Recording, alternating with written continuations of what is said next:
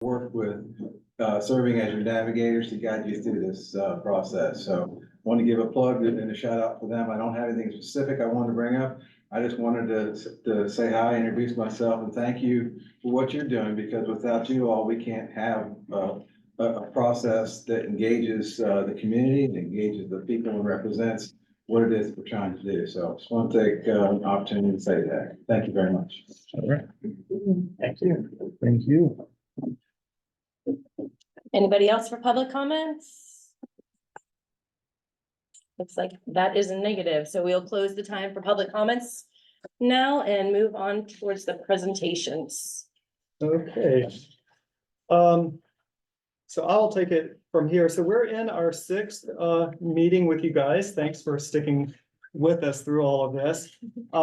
We had sent some emails prior based on the survey for adding a couple of additional meetings.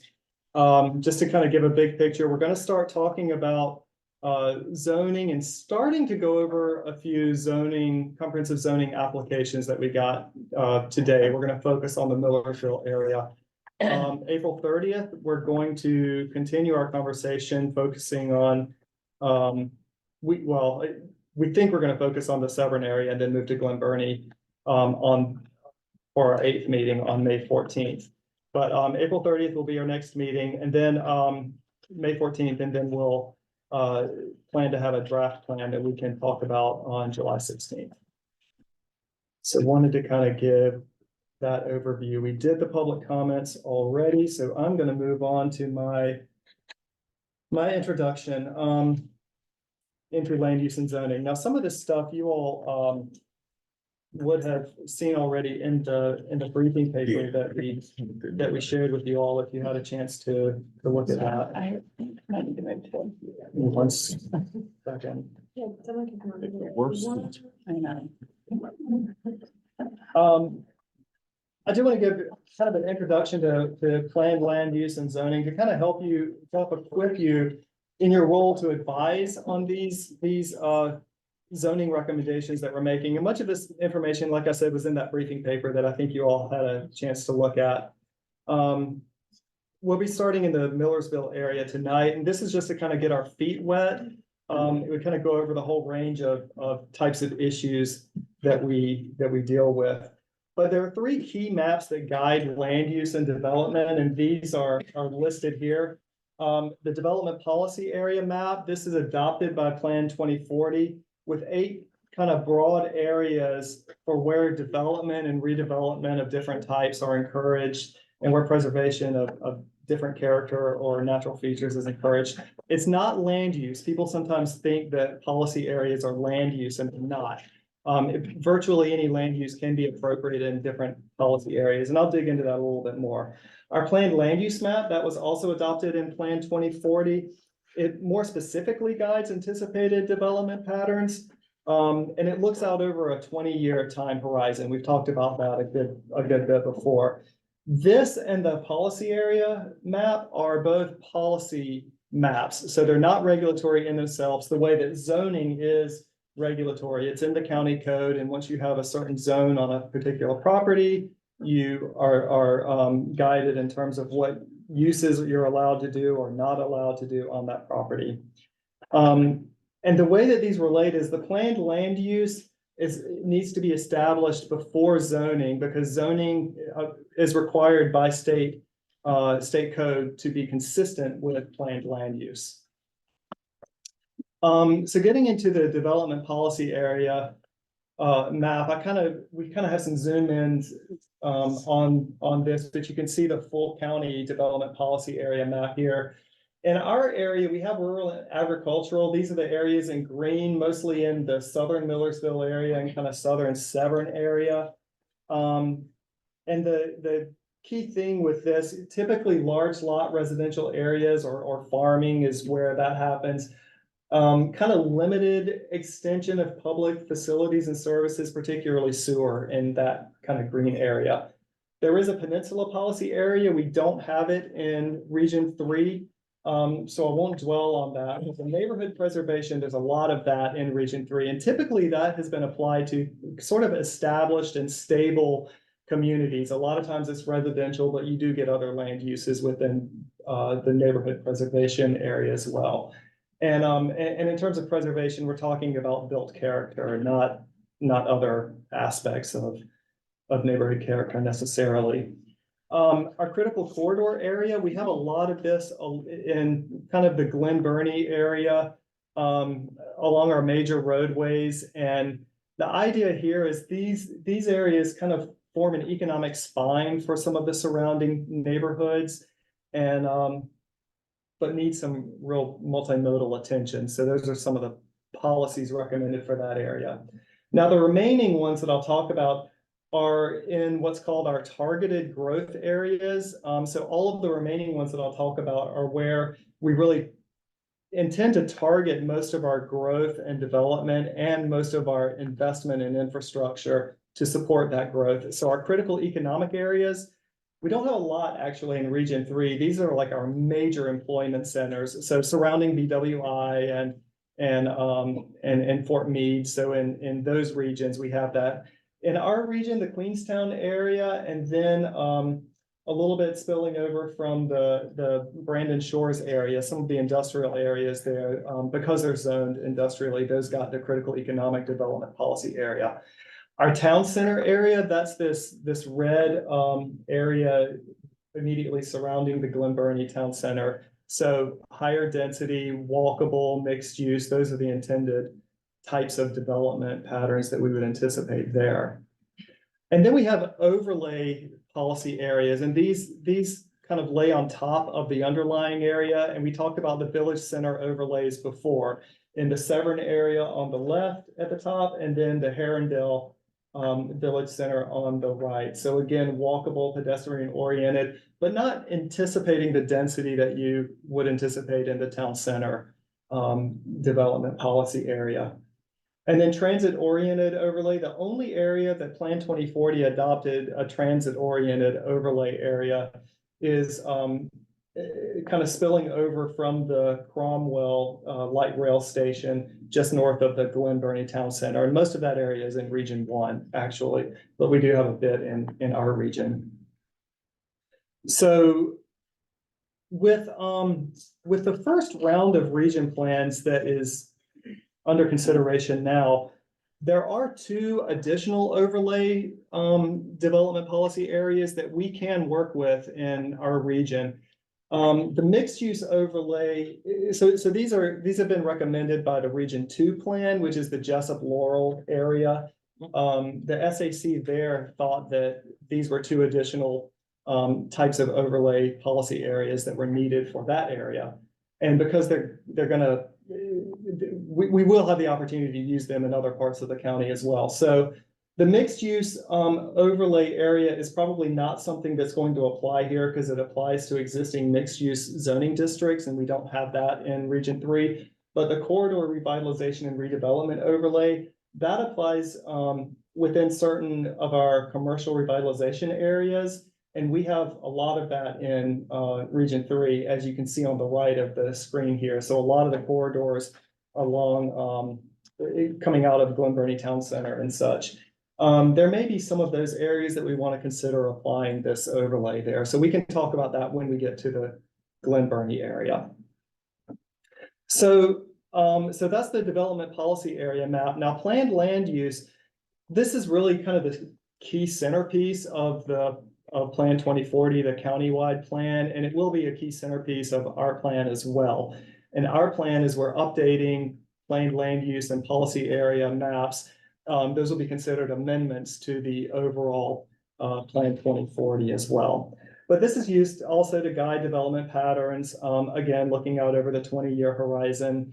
There are 15 planned land use categories, and the definitions are, as you see on the right here, that's on page 42 of Plan 2040, which I have a copy on the table here, if you all need to reference that as we're having these conversations. And I will just point out the colors, if you're new to this, the colors generally respond, they are standardized, and the greens kind of correspond to typically conservation, parks and open space, and then more rural areas. the residential uses, those kind of range from your beige through yellow up to kind of your dark brown. Commercial areas, are all red. And then, industrial is purple, and then maritime uses, which we don't have a whole lot of that in our area, but maritime uses are typically blue, except for a lot of the blue that you see in our area is actually the public use, land use that you see in the list there. So anyway, and yes, you have a So does this, question. if we looked at the zoning map, would it correspond? Land use? Broadly, yeah, broadly Okay. in color. Now, so I said that zoning needs to be consistent with planned land use. So planned land use is a little bit more general. You'll notice there's only one commercial category here, but then when we get into zoning, there are 4 different commercial categories that get more specific. So that's kind of how that, But you wouldn't have a property that said planned land use is commercial, but the zoning is. wildly residential. different. Yeah, that would be inconsistent, and we need to try to be consistent with our with our maps. Okay. And kind of getting exactly into what you were just talking about. Zoning is intended to be the implementation tool for our policy area and planned land use map. And like I said, the consistency is a requirement from the state. And it's when we get to zoning that you start to have your required setbacks and your allowed uses and what's not allowed, and those sorts of things. But also in Plan 2040 in Volume 2, which is the thicker document there, on page 116, that's the crosswalk that you see on the right here. That kind of tells you, so if you have your planned land use from Plan 2040 on the left, the zoning categories that are generally consistent with that in the middle category, and then just generally the anticipated uses. I pass these out. Oh, yeah, I'm sorry, I didn't pass that out already, so. Yeah. And please, and bring that to the next. So this is meeting a as well. copy of the table 17 from the plan that he's just talking about. And Andrew's passing around a copy of what's on the screen here, which is kind of a better graphic, or it's a more visual graphic. And Philip and Ron, we will get you all a hard copy at the next meeting of these that we're passing out now. But I kind of like this graphic, and you see it in the large printout behind Lanice over here, because you can kind of see how the colors relate and how everything relates to planned land use. There is a hard line though between the development policy areas and planned land use, because there's not a clear transition from a policy area into planned land use or zoning. But I do have circled in red here. I mentioned our targeted growth areas. That's a key part of our Plan 2040 plan, is where is it that we're really targeting our growth and targeting our investment to support that growth. And per Plan 2040, it's going to be those areas that are outlined in red on the screen here. So in our area, really the town center, kind of our minimal critical economic area, but then our overlay areas are targeted for those things. So just to kind of walk through a couple of examples of how this might apply in an area. So the Glen Burnie Town Center, as an example, you can see how in the development policy area designates kind of a wide area leading out of the town center along B&A Boulevard and then Crane Highway as that town center development policy area designation. In terms of planned land use, and this is the adopted planned land use, it's not all town center planned land use, which is in purple here. We do have some, these blue areas are the public use planned land use. That's the community college and the thing across the street as well. And then a lot of commercial, which is in red as well. So those are kind of the primary planned land uses. And then what's adopted on the ground now in terms of zoning, we do have a town center zoning category, and then several of the commercial zones kind of leading out of that along B&A Boulevard and Crane Highway. And then taking Marley Neck, or I'm sorry, Marley Station Mall as another example. So the policy area from Plan 2040 placed that in the critical corridor area because of where it's located on the corridor. Planned land use, that whole area was placed in commercial, but you can see in terms of the actual zoning that is already adopted on the ground now, we have some C3 zoning, some C1, and I think these aren't labeled. I think I can't get my mouse is stuck, but anyway, across the street from Marley Station Mall, there's C1 and C2, and then a little bit of C4 as well. So all of that applies. Before I move on, should I check in? I mean, is that kind of clear to everybody, or does anybody have any questions on any of that? Good to go? Okay, I'm gonna barrel ahead then, but you all speak up if you have questions, just like you did. So we OPZ have kind of worked through an analysis of our existing zoning and kind of compared it to the the adopted planned land use from Plan 2040. And that was kind of a starting point for us doing our analysis and developing a recommended zoning map for you all to respond to. And that's called our consistency review. That's over here on the left here. Again, looking at adopted planned land use and policy area, and kind of by default thinking that zoning would align with whatever was adopted with Plan 2040. Now, in addition to that, though, the whole point of region plans is to dig a little bit deeper into different parts of the county. So we're doing a little more of a an on the ground look and having these conversations with you all and the public and such. And so as part of that, we did do a comprehensive review of all the properties in the area. And there are some areas in the region that we think we want to recommend some different zoning categories. And that would trigger needing to kind of go back and update the planned land use to correspond with those areas. And our thinking in those cases are, we're looking at things like, is there a public need? Is there an area that maybe needs some revitalization that we think zoning would be the right tool to help push that along? Do we need more housing opportunity in an area?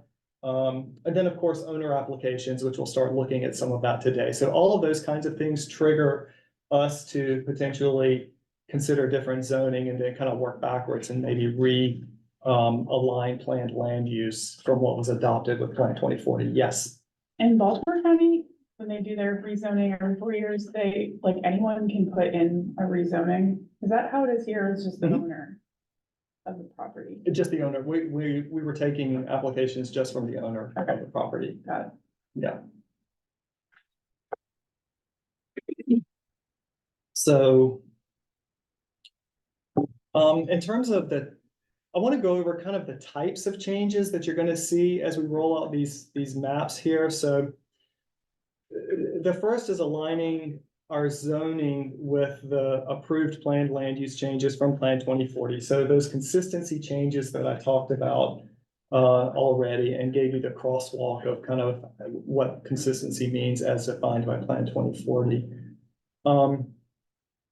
We will also be working to align our existing zoning very often does not align with property lines, and there are lots of reasons for that I can't always explain to you, but sometimes those lines have drifted way off. So just as a matter of course, we're trying to correct that and make sure that one zoning category typically is what applies to one property. So as we may point some of those out, but we're not going to dwell on those a lot because it's not a true zoning change. This one is a little bit more of a key change. So one of the things that Plan 2040 got into, and I need to get my notes here because this is a little bit complex, but the open space zone was actually adopted or created in the 1970s. And it was it appears to have been based on FEMA floodplain mapping at that time and perhaps some other things.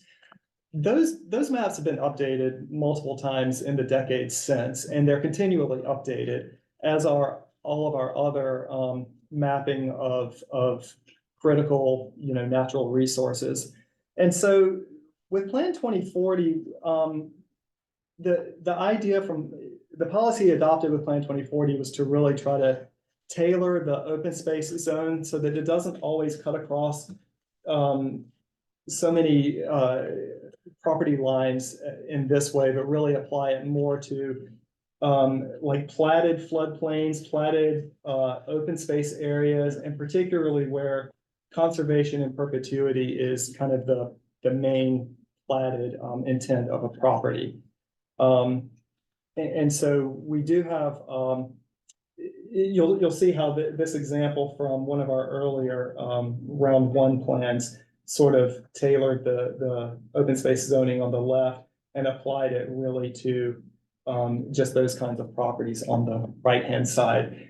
And in this case, I think the natural features will be better protected or will continue to be protected by the existing regulations that are in our code that protect things like floodplains and natural features of different sorts.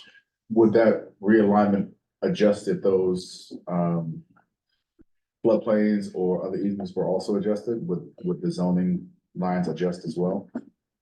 No, that would be the point of sort of reworking this open space zoning, because it would then, it would focus the open space zone more on those key platted areas, and then allow the remapping or the update of our, say, our bogs or our floodplains or whatever natural features, as those continually get refined and updated with better data and improved mapping. The regulations that apply to those are still going to remain in place, and we're not going to rely on the open space zone to be the key thing that protects those areas. I see. In a case like this large property here, for instance, this is, I think that this is R1 zoning. R2. Take your cursor off the. But that's the issue. Okay, so this is kind of R1 zoning. If there's a floodplain through here, that the extent of that floodplain is still going to be protected under floodplain regulations. That doesn't change with this zoning. But what does change is it allows for the development of that property under the R1 zoning, but they still have to meet all of the natural environment, or, natural feature regulations that are in the code. So Steep slopes, all of that. I'm probably confused. But when I think about that large rectangular property, it likely has a great deal of natural resource to it. And I feel like that was in the very first several meetings, we talked about, we didn't have enough parks and natural barriers and all of those things. So have we now created in this proposed zoning space that would take away natural features and allow that to be a buildable property? That larger. No, because in this, on this side here, you can see that this is already developed. I'm actually not sure where this is or what this is, but I'm assuming that this is a house on this property. Okay. And so it is already developed residentially, and it's an example that So it wouldn't we be see subdivided. frequently as we're doing our walk around the region and looking at how this open space zoning is applied. In a case like this, if this is a residentially zoned property, and residentially developed property, then there's, I don't want to say that there's no change, but this is already developed as such. And it simply applies one zone to the full property, and it allows the other natural features regulations to continue to apply and protect those features. Thank you. One area that we are not going to recommend changes to the zoning is where we have planned unit developments. And so these are neighborhoods, and we have a bunch of them in Region 3, where, in fact, a bunch of you probably live in some of these. These were neighborhoods that were platted in one go. Often you'll have zoning that cuts through this area, and the developments were planned with the density that was kind of an accumulation of all of or the sum of all of the zones that were in place at the time.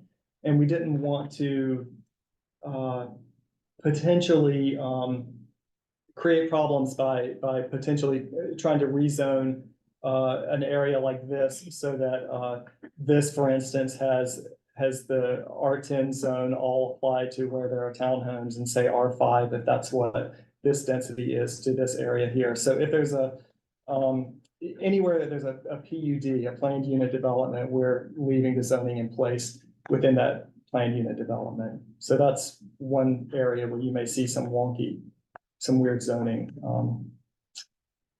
in the recommended map. This is a really ugly slide, sorry, but I was just trying to kind of get across the process that we went through in this analysis and where you all fit in and where it goes from here. So on the left, we are doing we worked through our zoning analysis as OPZ, and we've taken in some property owner applications to create a draft zoning map. And then you'll see you all kind of come in first. You have the first cut at reviewing, providing recommendations, and then we're going to put it out to the public. They'll provide their comments. We may update the zoning map based on any new information that comes from the public, and there can be a good bit of new information at that stage. Then it's going to go to the Planning Advisory Board. They will also make their recommendations, and then finally it all goes to the County Council for their review and adoption.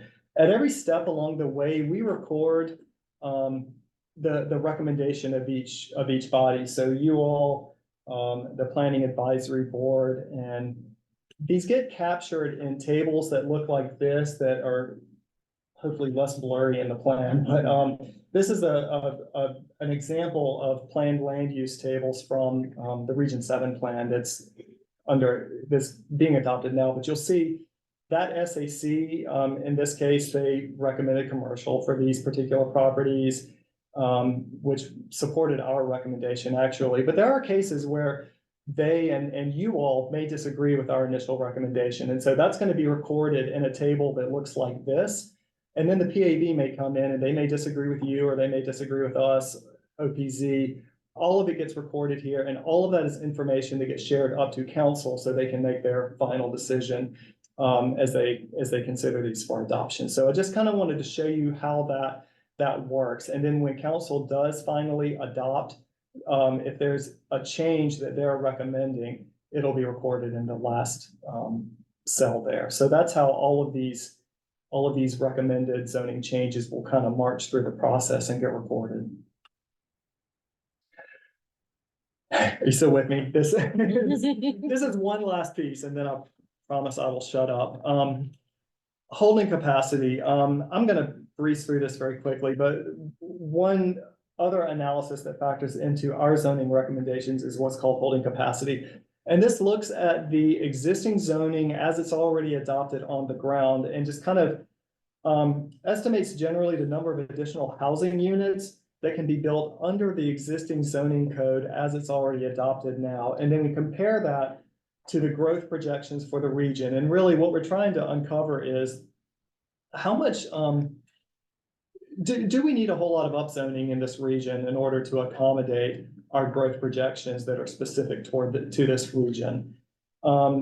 And this analysis, there's a whole description in Plan 2040, and I think it's also in the land use briefing paper, so I'm not going to go too deep into it right now.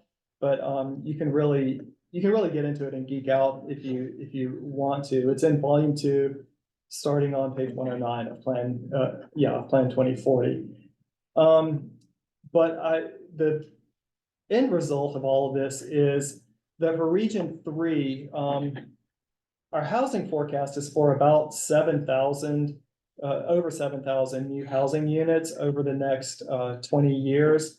And we have the holding capacity to accommodate that in our region. So we have an excess of about over 1,000 units within Region 3. So there's not a huge deficit under the adopted zoning in order to accommodate growth. Now, that doesn't mean that we shouldn't ever consider upzoning. It doesn't mean that it's not appropriate. And it doesn't mean that there's not a housing issue in the county generally or in this region. But, it is kind of an analysis that was done, and this is where that landed. So I just wanted to share that with you all. Has there ever been any insight into like affordable housing versus, because if it's all single family homes that go for $800,000, you know, that's out of the price point of a lot of the population. And so is there a breakdown? Has there ever been a breakdown in terms of affordability and available houses? This analysis really just looked at housing units, but all types. So, it did take in multifamily units where those are allowed by zoning code versus, single family homes. I don't know if the end result provided any specific numbers on different types, like townhomes versus Yeah. detached single family versus multifamily. But it is it's really intended just as a very broad, not a parcel specific guide for us to kind of think about. From the developer standpoint that we had last time it came in, like there are advantages if you can build more, a lot, right? Mhm. And that's dictated by the zoning, right? So Mhm. it might be beneficial to take some of the lots that are currently residential and make them multi-use residential or multi-family, Higher density. higher density to make it worth their while. Uh-huh. Because if they're not gonna develop, the land is just, And those are the lenses that we need to kind of bring to this as we start to have these conversations. Absolutely. Did they also take into account the, like the schools, the education that's available? This did not, no. When we put together a recommended zoning map, that is an analysis that we will get, input from the Board of Education and their modeling, and just kind of get a response from them on where how they see this impacting their calculations. And that we also will have the plan, land use and zoning recommendations reviewed in terms of traffic impacts and water sewer as well. Okay. So, yeah. Could you explain a little bit of how the forecast was created? I know it's very complicated, but is it based on census growth over time? Yeah, it's put together by the Baltimore Metropolitan Council, and I'm not sure I can get too deep into how that's done, because I know that there's conversation from their end with our demographer to help generate these numbers, and that they are updated every year or two, I believe, but the census is the basis of census numbers are the basis of this, yeah. I don't know if there's any more that Cindy or Christina want to say on that. I mean, does that answer your question adequately? Yeah, I guess I was also wondering if like job market growth is tied, like I was just curious really. Like what you could, So what the you big, know about. the big numbers on jobs are not, they're not necessarily tied in on this, but I can tell you, we have more jobs than we have housing to fill those jobs. Yeah. There is definitely a disconnect there with the drivers we have at like Fort Meade and NSA and National Business Park, which are in the region too.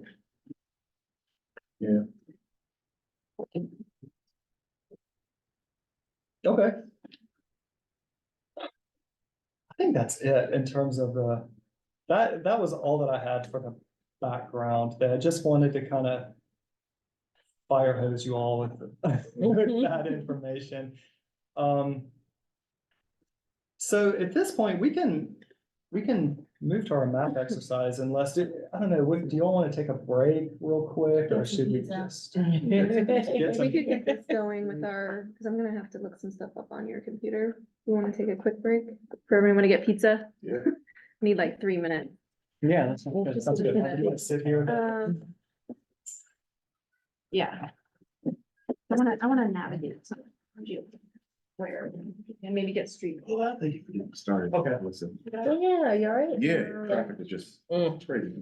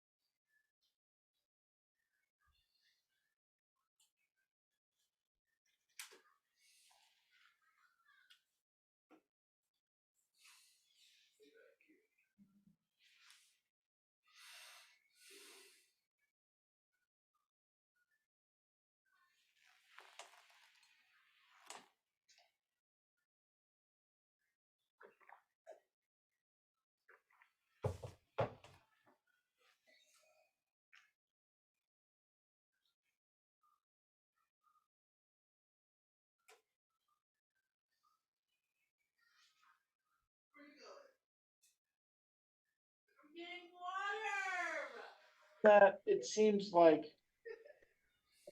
there were something, things were built at different times. And you like, a house with, or I should say, a commercial facility was built 1970s. It pretty much stayed the same, and then in the 2000s, something else came along next to it. Well, this was never updated, so it looks bad compared to the new thing. I mean, there should be some kind of consistent plan saying, okay, if you're gonna, you've gotta work with the existing property, to try to make it look more uniform. This property maybe needs to be a refresh of some way or form.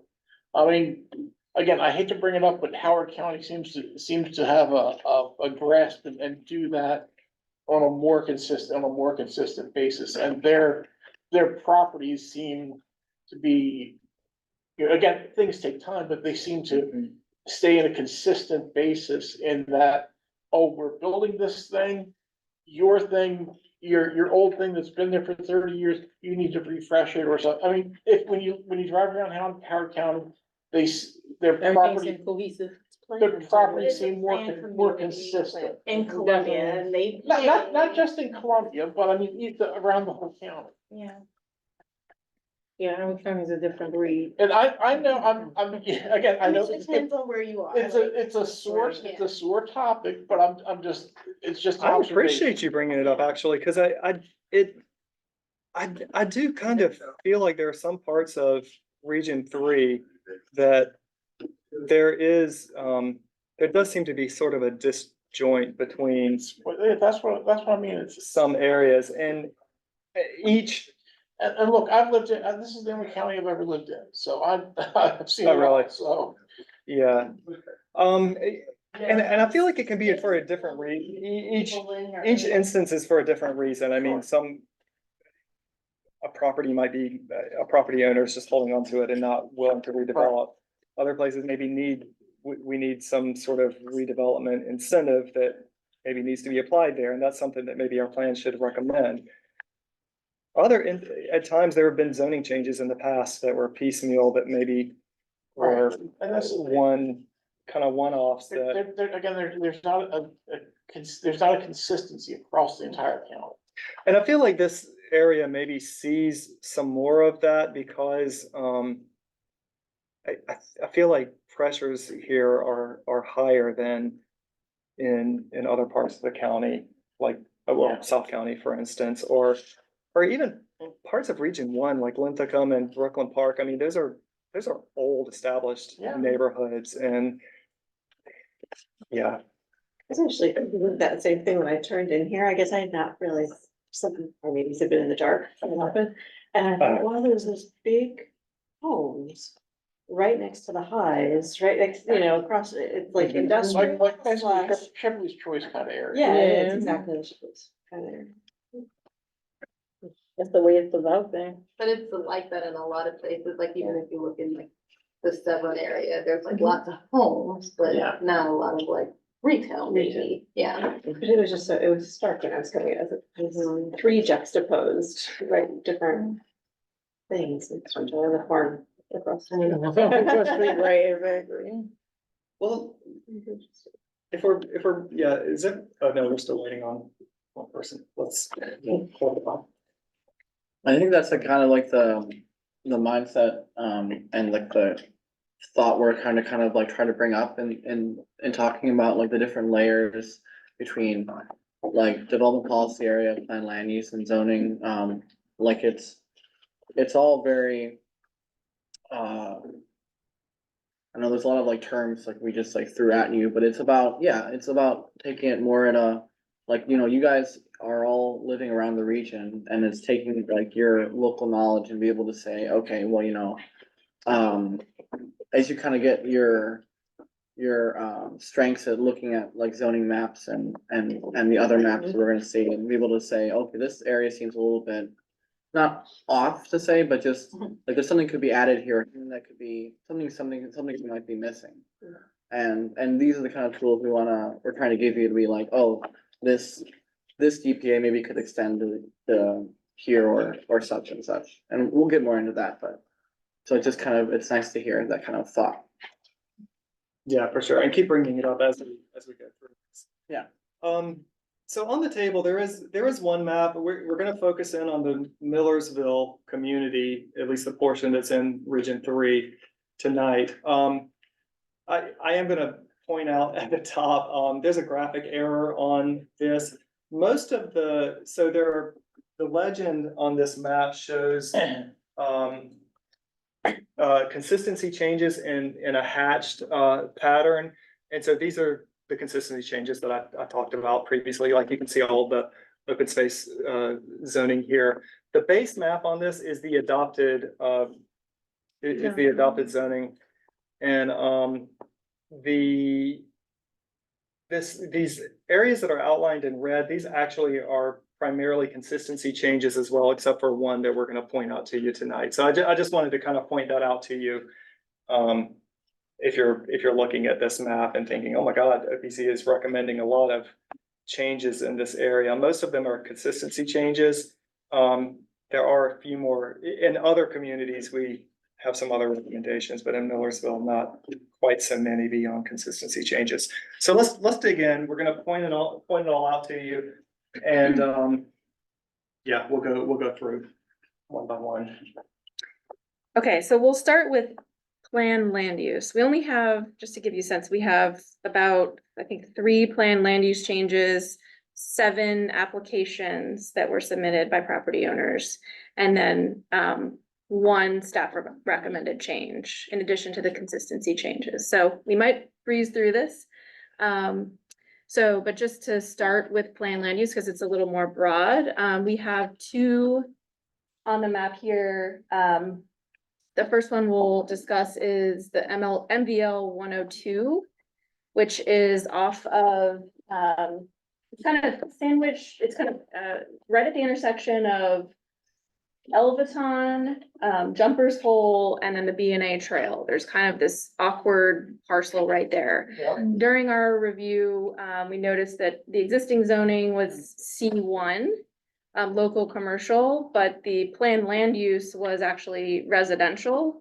So that would mean that during this review, we would take that from commercial to residential. While we're reviewing that, we thought that doesn't quite seem right for this parcel. It's kind of constrained in that area. It's kind of a lot of busy roads right there kind of meeting at one. So we were recommending that this actually stay what the existing zoning is, a C1, and reverting the planned land use back to commercial.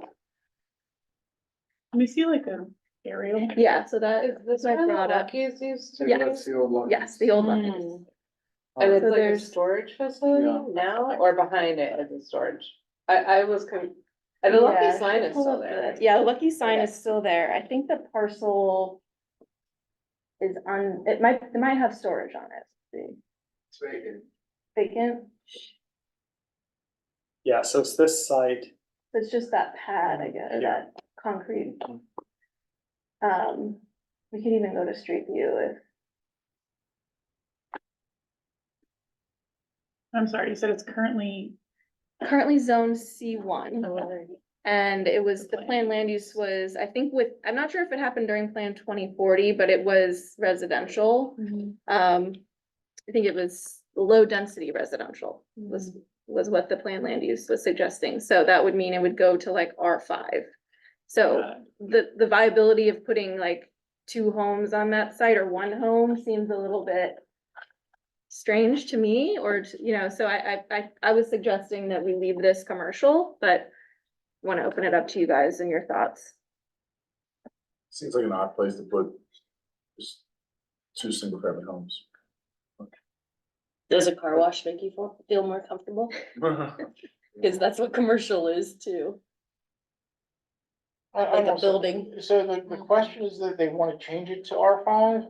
No one submitted an Oh, application okay. or anything. This is just a change that staff we're saying, we're not sure that the planned land use recommendation of changing this to residential was the right call and that maybe commercial, keeping it commercial, it's currently zoned commercial. So we're not changing it to commercial. It's actually, we would be changing it to residential.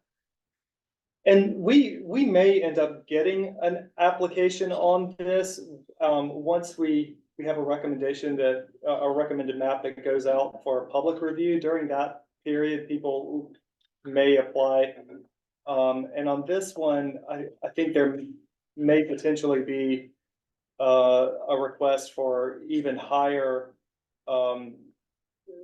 intensity commercial zoning, or even W2, I believe, on this site as well. So, you know, if we. Might show it from the other side too, like the, yeah, like that. And that's what I So was, that's the crossing to B&A, the B&A trail right there. Yeah. And then this is Jumper's Hole. Yeah. Yeah. I wanna go back to the most current. So there's homes down that road. Yeah, down Elbaton, They yeah. didn't say which C1 or which C number. I think it's C1, And then you just, right? I C1? grew up here, It's C1, I know exactly what this is, so it's Yeah. not a question. But if they can put homes there, actually, I'd vote for that more over there, since Lucky's is gone. Lucky's was the only commercial, property there. There actually, but Lucky's used to be, you had the first floor, which was their store. Up top was where people would actually live there. Also as we were looking at the Lucky store, on its right, there was residential, there was a resident right there, residential property right there. If you zoned that R5, that would be they'd be phenomenal homes for people that, you know, this would open up the linear, you know, B&A trail. People would, you know, love that, the ability to operate out on the trail. I mean, we talked about having green zones for property. Bang, right there. I mean, that's what, I mean, They're probably zoned. I'd recommend the R5, C1 now. R5 over the C1. Cause as far as what Lucky's was offering, it's now, you know, up in the, what do they call it, Jumpers Junction now. Up in this area. And across the highway, they offered all of the commercial, type of properties that would have been offered there. I'm like, what other kind of, what else would move in there that would really be helpful for the area? The draft sheet, it has its own Yeah. two. Current zoning. Say that again? Oh, one, I'm sorry, on O2 Alberton Road, it has current zoning R2. You're saying that's not correct? That's an application. That's not what we're talking about here. This is just a planned land use change. So this is not a zoning application that was submitted by a property owner. What are the utilities? So it's actually in future service for sewer. I believe it has water. I'm not positive. Well, when the road used to go through, until they closed it, now it's its own dead end pencil, island. It appears. Yeah. I mean, it's kind of a difficult site, I think, but Desiree, do Yeah. you know when the C1 zoning was established for the site and how? Like, was it through a request through the hearing officer or? I would have to look back at the research. Let me pull it up if I had. Where's our table here? It's in planned water service right now, so just to answer Okay. that question. How many acres is it? Oh.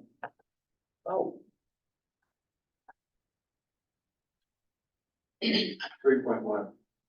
Thank you. Patrick, So, that's on the edge of Region 4, isn't it? but yes, right at the very Okay, edge. so they have some recommended changes as well that probably need to be weighed in. Sorry, I didn't.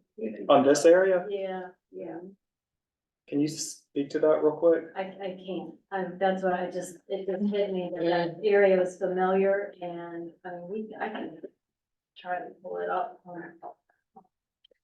I have a table for, yeah, I didn't bring any of that anyway.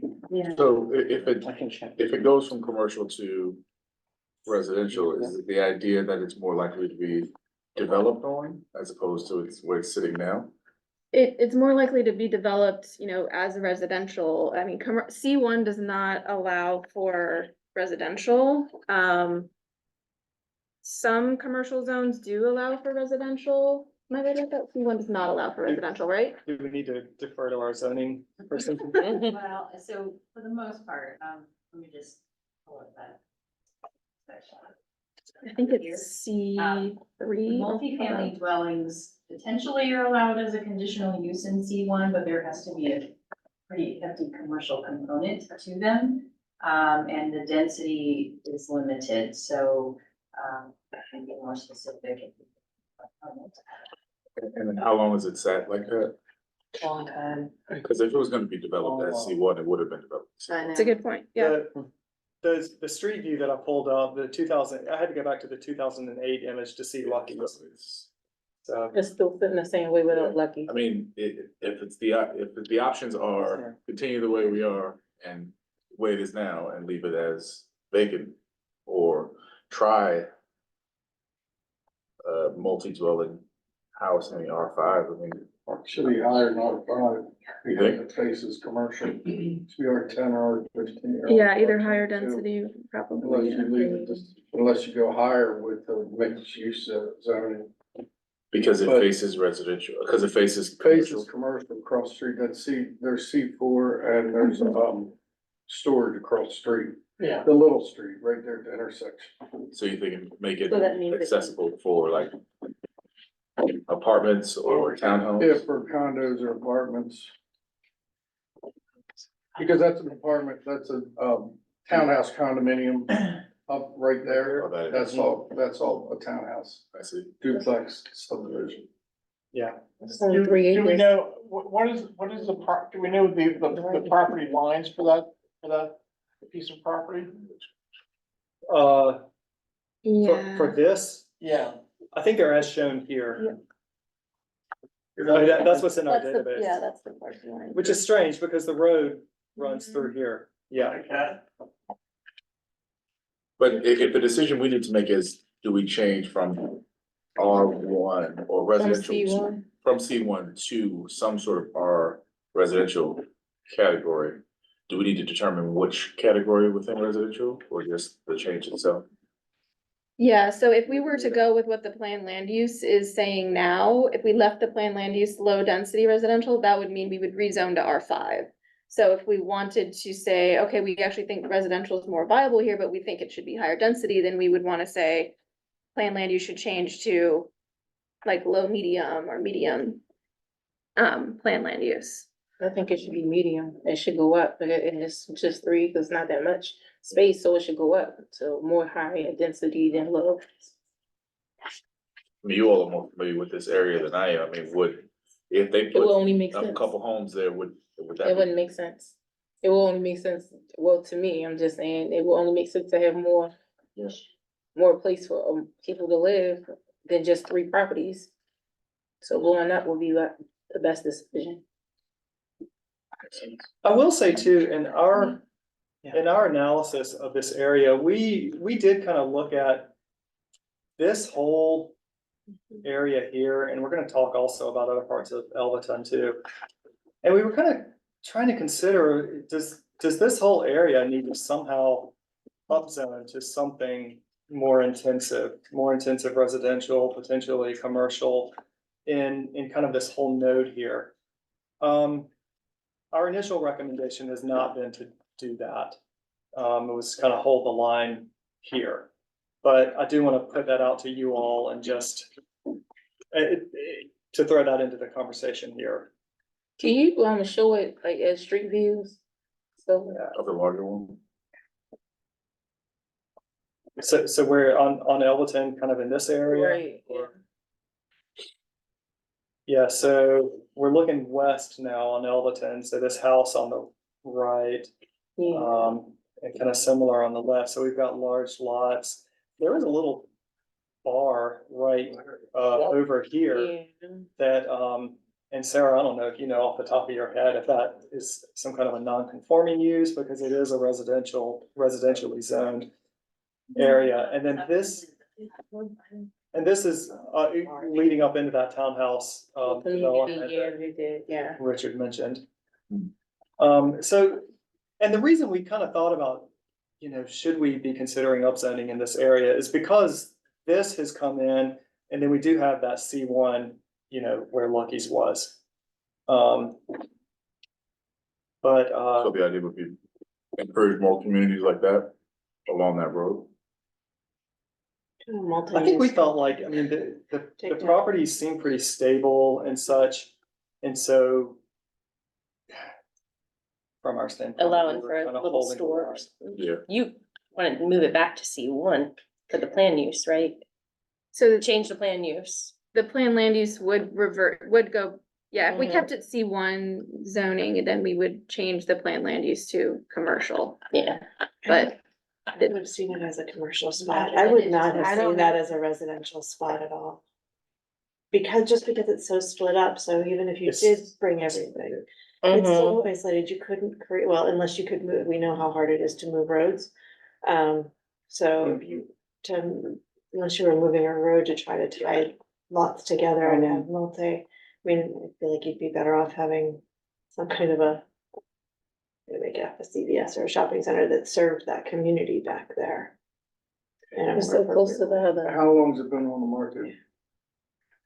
I don't They have that, advertise it, but they yeah, advertise I mean, it has it. been undeveloped Is since it what, C1? 2008, yeah. Yeah. So, I mean, we could also consider, Yeah. C2 or something else, but it's a question. Were you gonna say something, Sarah? I think it's already sort of passed in that people have not really wanted it, necessarily wanted to keep it C1, but the question was asked about the residential units allowed in C1 as it stands. Yeah. And I did just want to circle back and say it would be a maximum of 12 units per acre in C1, and there has to be a 25% commercial component. So it's kind of a mixed use Mixed use provision. vision. Those are the conditions that require that commercial component and have the density limitation for this. Desiree, Yeah. I have a question. So the plan land use was changed during Plan 2040? That's what I haven't confirmed that. I mean, I could probably go back and look and see if it actually changed during Plan 2040. I think it did, because why would it still be commercially, why would it not have been already aligned, I don't right? think we can make that assumption. So there are a couple ways land use could change during Plan 2040. A property owner could apply for it. Or a council person may have been talked to by a property owner and then proposed an amendment. It would be good to know what the genesis of the low, medium density residential is. So let me look, 2009.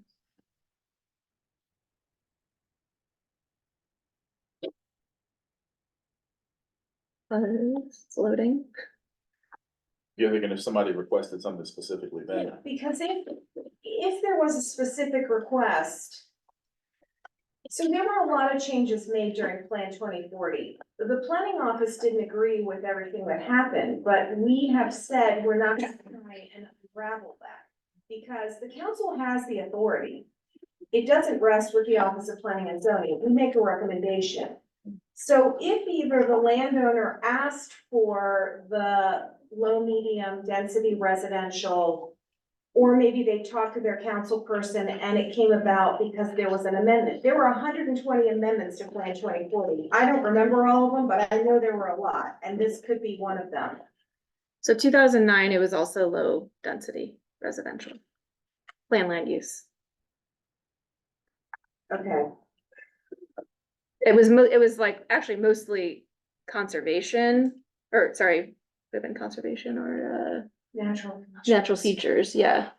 So it was, I mean, because it is heavily constrained to the south there, so it basically followed that. It was natural features, and then the rest was low density residential. So the other thing the committee needs to know is that if you decide, let's recommend a change, let's say R5, or let's say R10, the Office of Planning and Zoning is gonna send a letter to that property owner, and it's probably gonna make them come out to a hearing or call us to say, what are you doing? And then we will have more information about what they may be planning or what they want.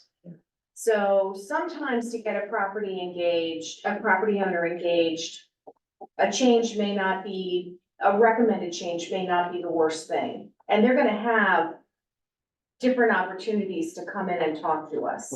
Cause it forces them to answer. Yeah. Yeah, to say, yay or nay. Because this is a pretty big disconnect, that underlying planned land use being residential and then the zoning being C1. That's a very odd duck for how this normally works. Do we wanna, pivot and kind of talk about the rest of Elberton and Obrecht area and kind of put this in some context? And then maybe take a vote on all of those in one go? Would that be helpful maybe? Sure. It is worth noting that there is, a floodplain. Oh, yeah, it's Yeah. very heavily Half of the constrained. site. Yeah. Very heavily constrained. So if you think you're Yeah. getting 3 acres of an apartment, you're probably getting Right. 1.5. Right. Cause it Get can't lose that. the other rest of Right. it. Well, at least you don't have to do the commercial component back there that may be prohibiting the development, because it's off the beaten path. I know Lucky's had their plum over the years, but they did leave a couple of them open, and that one was open longer than most of them, and then they shut it down. So I don't know if it was lack of, because the road structure changed. Yeah, I mean, Because it was, you used to go right past it, you had to go past it. yeah, And then all of a sudden it wound up being down the dead end. Yeah. So, when they realigned Obrecht Road, or Jumpers Hole Road Yeah. to Obrecht. Yeah. So they bypassed that little commercial. Little country store is basically what it was. Mhm. yeah. Do you want to continue, Desiree? talking? Yeah, so do you wanna stay with planned land use, or do you wanna go Yeah, to? well, I've got a Elberton. question, not about more about the result of our conversation today and the vote that we may do, or like, how will that? So we're trying to make a decision on each one after discussion, but I guess I'm interested to understand what our process of decision-making actually is amongst ourselves. I think what we definitely need is, ideally, we're gonna walk away with consensus from you all about each one of these major things, and in particular, the applications that we talk about. And so I guess one question is, and I put this to the chair really, although I think for this one, if we talk about some of the remaining part of Elberton, maybe get some context, see how the conversation goes. And then I guess the question is, do we want to take a vote at that point on those and then move on to a different part of Millersville? Or do we want to talk about all of Millersville in one go and then come back and take a vote on each of these line item by line item? My guess is we're probably gonna want to do the first. Where you vote along the way. Yeah, that's. Yeah, I mean, so Probably that the my conversation is relevant to the vote, yeah. And then I guess do we wanna go by consensus and just kind of go by that, or do we wanna take a vote on each one? Probably consensus unless Yeah. unless we. Unless do a we can't consensus. come to consensus, then we take a And vote. there may be a case where you all can't come to consensus on something. We had that And if last it's time. That's your fine. I proposition. mean, that's information. In that case, the vote would determine. We would take a vote, no, in our last, in the last round, we had one that we just simply noted that the SAC had no consensus on a particular recommended change. Half the group disagreed with OPZ, half the group agreed. Some couldn't make up their mind at all, so that's fine, that's information. So should I skip then to the zoning slide on? Sure, yeah, and we can come back to the other plan land use, yeah. Okay. So we did get 4 additional, is this mine to talk about? Yeah. Yeah, we got 4 additional applications along Elberton. This is further to the west, so here's where we just were talking. And then to the west, we've got a number of R1 and then one R2 site, and all of these have requested R5 zoning. Our initial recommendation has been to retain the existing zoning and just kind of clean it up to make sure it matches property lines and such, but to retain the existing R1 zoning and R2 zoning. these four as indicated here. And again, kind of our big picture question, as we were doing our site visits, our question was like, what direction should Elbaton Road go in terms of future development? You know, is that eastern end of Elbaton gonna be more of an opportunity for a commercial node and sort of a transition from this more intensive commercial area to the east? Or not? And then also we sort of looked at this Elbaton area versus Obrecht Road to the south. And if those of you who kind of live in this area are probably more familiar with this than we are, we felt like Obrecht definitely had a more definitive kind of low density residential character. Elbaton, you know, maybe some higher density, slightly higher density development could be appropriate, but our initial thought was kind of maintain the existing R2 zoning and R1 zoning. Do you all have any reaction to that or thoughts on that? I do. Okay, so I'm familiar with I know the people, I know the families that own this as it was farmland. And you know, frankly, it's been sold off, you know, and developed back here. And frankly, these new areas, where's Larry's Tavern? Where's Down. Farther down. It's far, okay. Mhm. But these areas, I mean, yeah, back in the day, they were farmland, but now, looks like they just wanna sell it off. And if that's what they're gonna do, then I think they should go ahead and go with the higher density.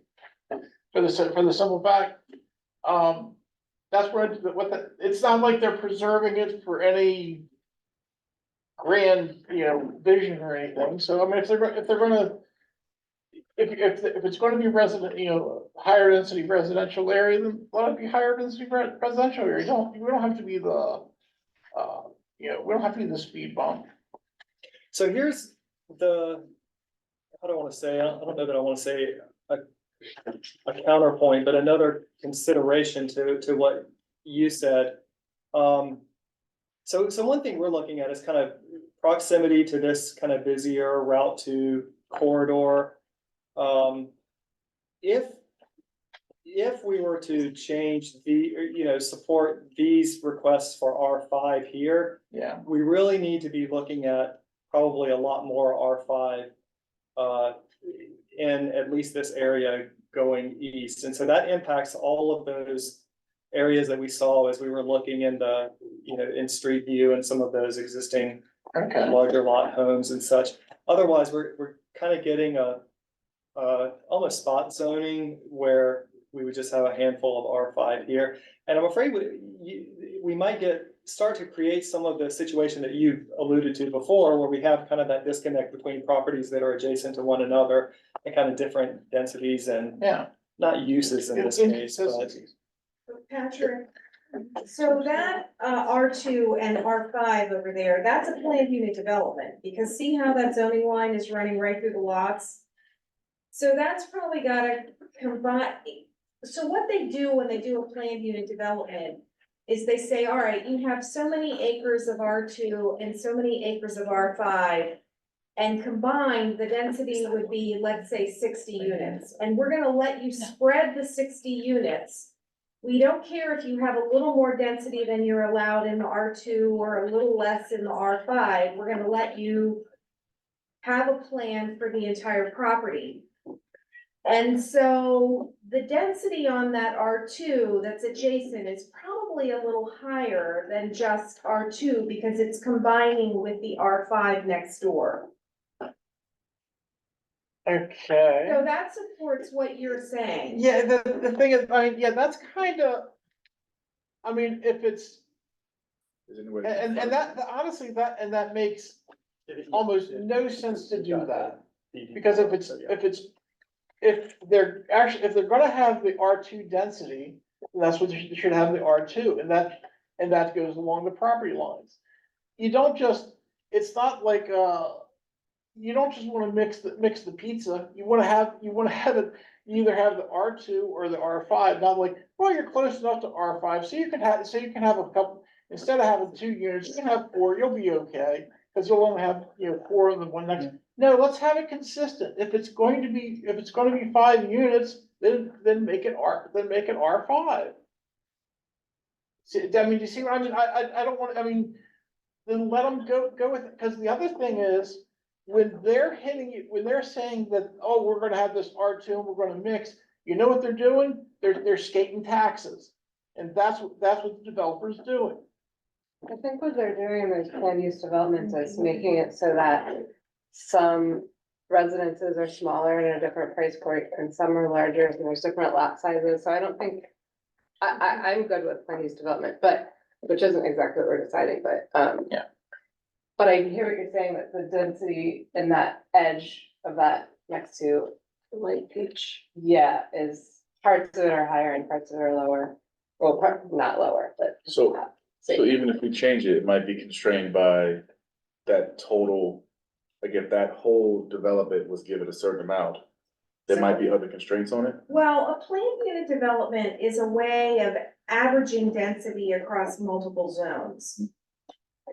You would probably not make a recommendation for multiple zoning districts where we have these applications. I don't see necessarily an opportunity for planned unit development. But I'm saying that just because that bright yellow, which is the R2, correct, Patrick? Yes. What I'm saying is you have R2, but then right across from that, you have R5. It maybe is a little denser than you think it is, so maybe R1 is not appropriate. Also, which councilmanic district is this? Is it 3? Yeah, so Ms. Pickard, I don't think it's Miss Pickard. No, it's not, I'm looking right at it. Volk was in. Volk, I think it is Volk. Yeah. Yeah. I think we should, is everyone familiar with Elvaton too? I am. Okay, just like maybe we should do a street view too, just to Yeah. give you a better sense, because it is like, The street is like 20 feet wide. yeah, it's a, So this is kind of the it's a pretty area. rural road. It will require a lot of updates. And there is not sewer, Public. there's not public sewer. It's farmland. There's the parcel farthest to the left. One of the parcels is in plan service and they could connect to sewer. The other 3 that are currently R1 are in future. And believe, didn't we just deny an application there too? Yeah, we did. Well, I mean, if it's in future, that means it is planned. It's in Right. our public sewer, and it would So- take money Right. on the part, and it would take. It would take a probably large investment. A large investment to, and it's probably a pumping station. I'm not Yes. sure what is So needed there. We did have an application for an amendment in this area just recently come through and DPW said we cannot currently serve this area. So there would need to be upgrades to serve this area in a larger capacity. So the likelihood of that happening with that staying R1 is not, Right. just it would take a significant development. Right, we agree. If it was zoned, so if it were zoned higher, then It might be. the likelihood of getting water and Aren't sewer. all those parcels cut in half by the Magothy branch? The stream. No, from a zoning perspective or just, From a natural Yes. resources. yes. Right.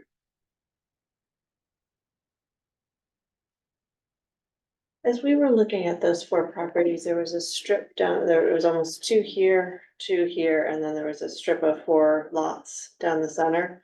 Is it the same owner? Are those 4 lots down the center already zoned at a higher? No, these are all R1. Those are all R1. Ownership, I can check on that. I doubt they're the same owner because they They're would have different owners. Yeah. probably requested, yeah.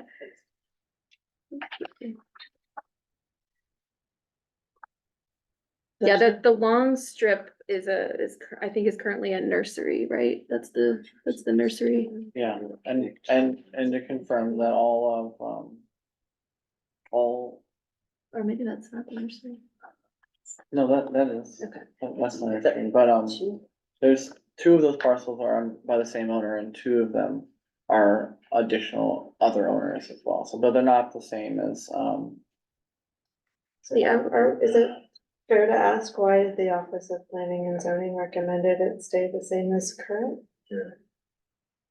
I think our thought is that this area is, it is rural. It's a very rural road. There are constraints to, bringing sewer to this area. So I think we wanted to bring it up as, seeing these as individual zoning requests seems a bit like spot zoning to us. We would need to consider this whole Elvaton Road more cohesively as we think this should be higher, this could support R5 along this whole road. But what we don't want to do is kind of like pick little parcels to put in R5 where there's currently rural homes. That's the recipe for people being really upset.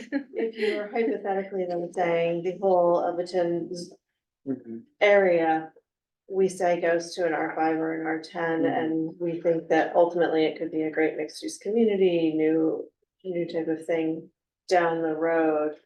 That puts us into a place where over the next, through Plan 2040, we've got people having to selling off their properties, onesie twosie, that one holdout and then nothing gets developed for the entire time. Because you've got somebody that you're building around, potentially. Yeah, it can be a slow transition. I mean, anytime you upzone, then yeah, you can have groups of owners sell off property. But it could also be an opportunity for a developer to come and try to buy up, assemble a bunch. I mean, like you see back in that R5 area there, I'm not sure what the history on that zoning change was, but also this PUD area, that was likely what happened there. I think if it's the property owners consistently asking all for R5 along that same road. And there's currently no sewer there, so it's not being used for its original use, which was farmland. Then it's almost like use it for nothing or potentially use it for something. Well, It is being I think currently it's rural homes, so Yeah. these properties are all developed with like one home. But they wanna be able to sell it. Well, Those applications that came in for those 4 properties, they do, I mean, one of them is just it's completely graded and ready to be developed. That's the R2 Yeah, lot, but then the other 3, one is a nursery, one is, I think, a wooded lot. Yeah. And one is Another wooded lot. another wooded lot, so yeah. those ones are not developed with homes. Right. And Yeah, I do feel like the sewer capacity is an important thing to be thinking Where is about. the sewer? You can turn on geocortex, you can turn on the sewer main. I guess how far the extension would be.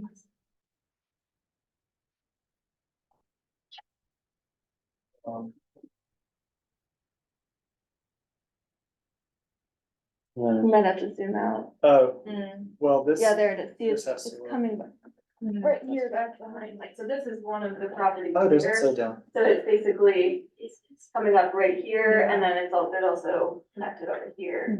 So you have this whole road. But it wouldn't take much work to bring it all together. It's a big. So like I said, What's DPW did say they cannot serve it now, because we did just have an amendment come in that area, so it would require significant upgrades to serve, so it would require a developer paying for those upgrades. Yeah. Okay. And the road would have to They be. do. why? Widened, yeah. transportation, yeah. Yeah, too. How much of this road is within a walkable radius to like the gym and the Chick-fil-A and the Sprouts and the? There's no sidewalks or anything like that. Well, the B&A trail, backs up behind it. But if we were gonna make this a public road, you would have to put sidewalk. Yeah. It develops, right? So I like the scale, but I don't know, like is half of it, like from the red area to the right, like, I'm not sure how many miles this is, so like, where does half a mile?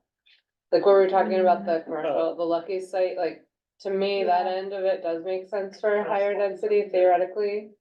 You know, if you. That's about a half a mile Yeah. Half mile? Oh, between, between like here, like between here and here, about a half a mile. 3/4, yeah. if that's, if that's walkable to the grocery, there's two. grocery Everything's stores walkable. Right there. Walkable, like what, half mile radius is? Walkable So to, or bikeable, especially with bike traffic. So what parcels is it?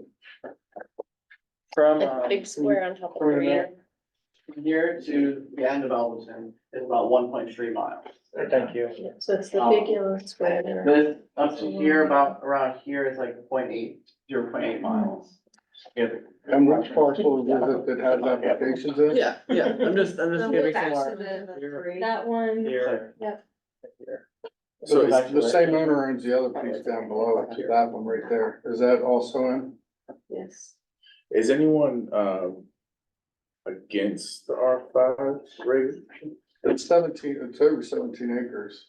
So you get involved with zoning with PUDs and density and everything else, right?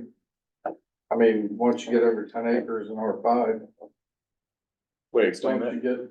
Once you get over so many acres, then you get more. You can go to townhouses. Not more, just townhouses. Correct, I'm not correct. Depending on in the zone and if it's a permitted use. I think for our. No, R5, if it's got 10 acres, Oh, gotcha, okay, What do you think? gotcha. 10 acres, you can go to R15 or R22. So you're saying if they consolidated these lots, then, Well, one owner already owns 17 acres. gotcha. So if you were to approve these, would you make other parcels R5? Yeah, so it wouldn't be just like the applications before you saw, it wouldn't be, okay, you know, we are liking that these applications are requested R5, that's it. It would be, have to be more of a comprehensive effort along all of Elberton, so that's kind of where, where we're trying to get at a bit with, with looking at the whole road. So current homes that are not requesting a change. Yeah. Could be zoned to R5, That could be the recommendation. Yeah, which if they're looking to, because it's up to, right? So if somebody, even if it was zoned to R5 and they wanted to sell the property as a single family home, would R5 prevent that? No. So what would be the downside for the current owners? We are kind of going through this with Region 2 right now in upzoning, and I'm not sure that it would apply to these, but I don't know if you guys want to speak to that, just in upzoning, and then it could create a new lot. We do Yeah. have an area in Region 2 that there had been a land use change application that got approved during Plan 2040, taking it from low density residential to low medium density. It forced us to look at an entire 117 acre area. We recommended the whole area be upgraded to R5. And then there's one family that happens to own 11 properties. They were very against that. And there's another existing developed community that was also against it. So those two areas will probably get taken out of the 117 acres. That's the way this process works. You know, so if they get a recommendation for any kind of change, they would get a letter from us. And they might call us screaming, or they might call us thanking us. Or they might not call us at all, and it's in council, which is Right. what happened. So that's, you know, you don't know till the end of really what they were thinking. And, you know, our preference is to know They came here earlier, now. so we can adjust. And our process is that if we ultimately are putting out a map that recommends a zoning change, we're gonna mail a letter to the property owner, so they would, we get that notification.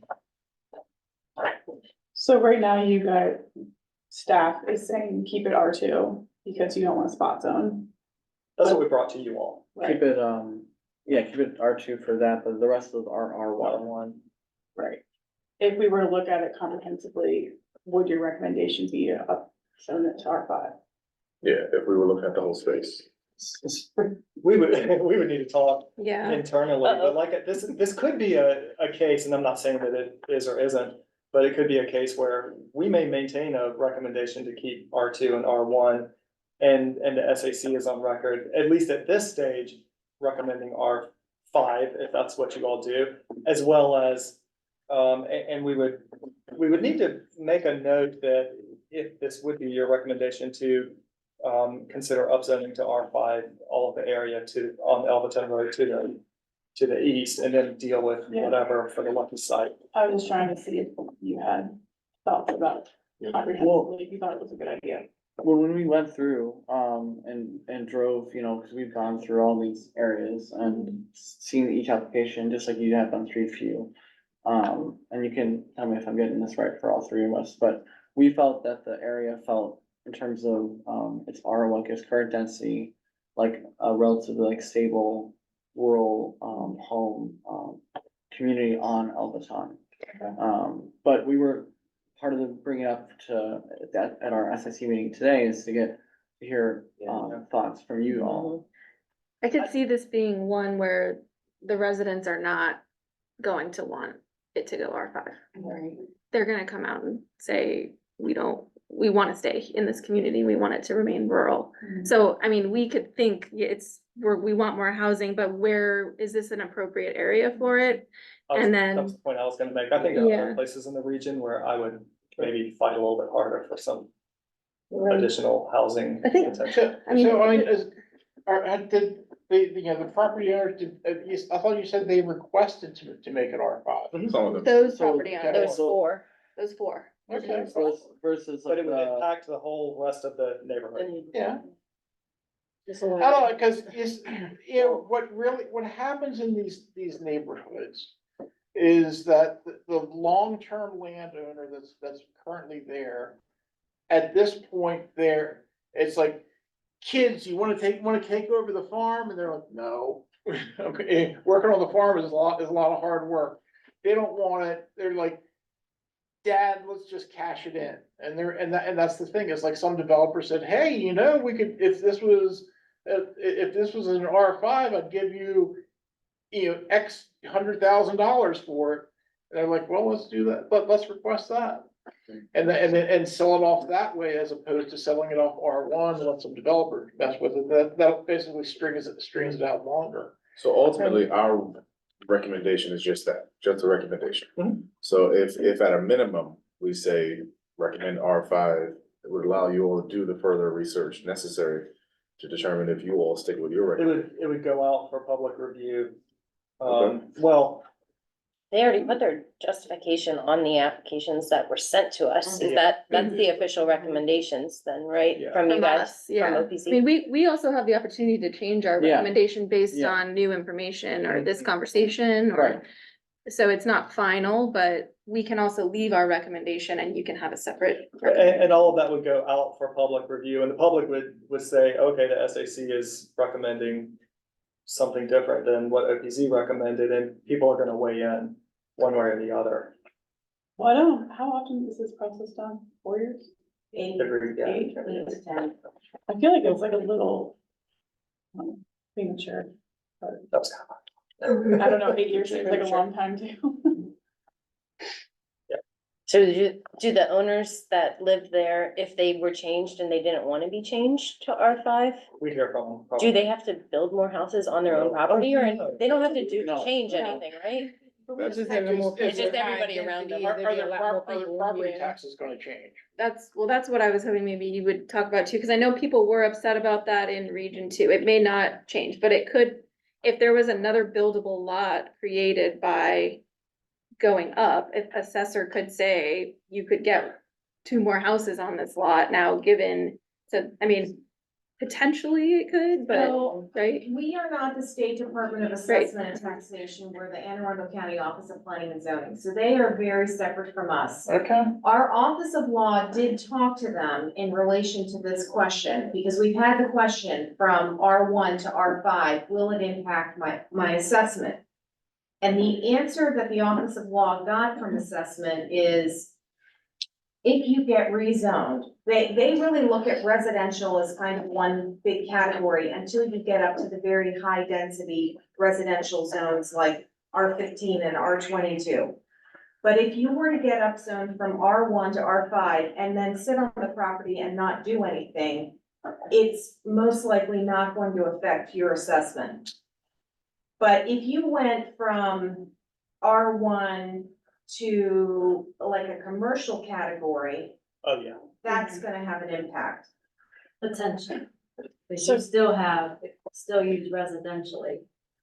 You can submit, And it's owner occupied. yeah, and it's owner Yeah. occupied, yeah. So every case is gonna differ. Complex.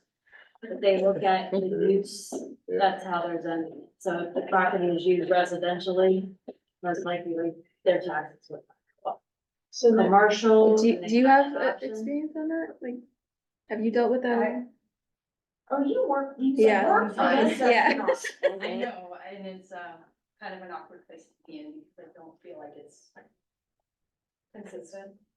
No, just that they should be, when they upzone a property from R1 to R5, they typically, the process is supposed to be any area above 2 acres that has potential additional subdivision, they give an additional value to. Whether they're doing that now, I mean, I've been gone 8 years. But, so typically they would allot at least a minimum 2 acres to a home site. So the smaller lots wouldn't see any impact in all likelihood, but the larger lots would, because that excess area outside of 2 acres, if further subdividable now that it's R5, would be by procedure, given an excess, value. It's not a home site per se until it's subdivided, but it is a lump value towards additional acreage. So we have, I haven't been there in Yeah. 8 years and it's not my job. Just Take that for what it's worth. We had someone on a Region 9 SAC that had worked there as well.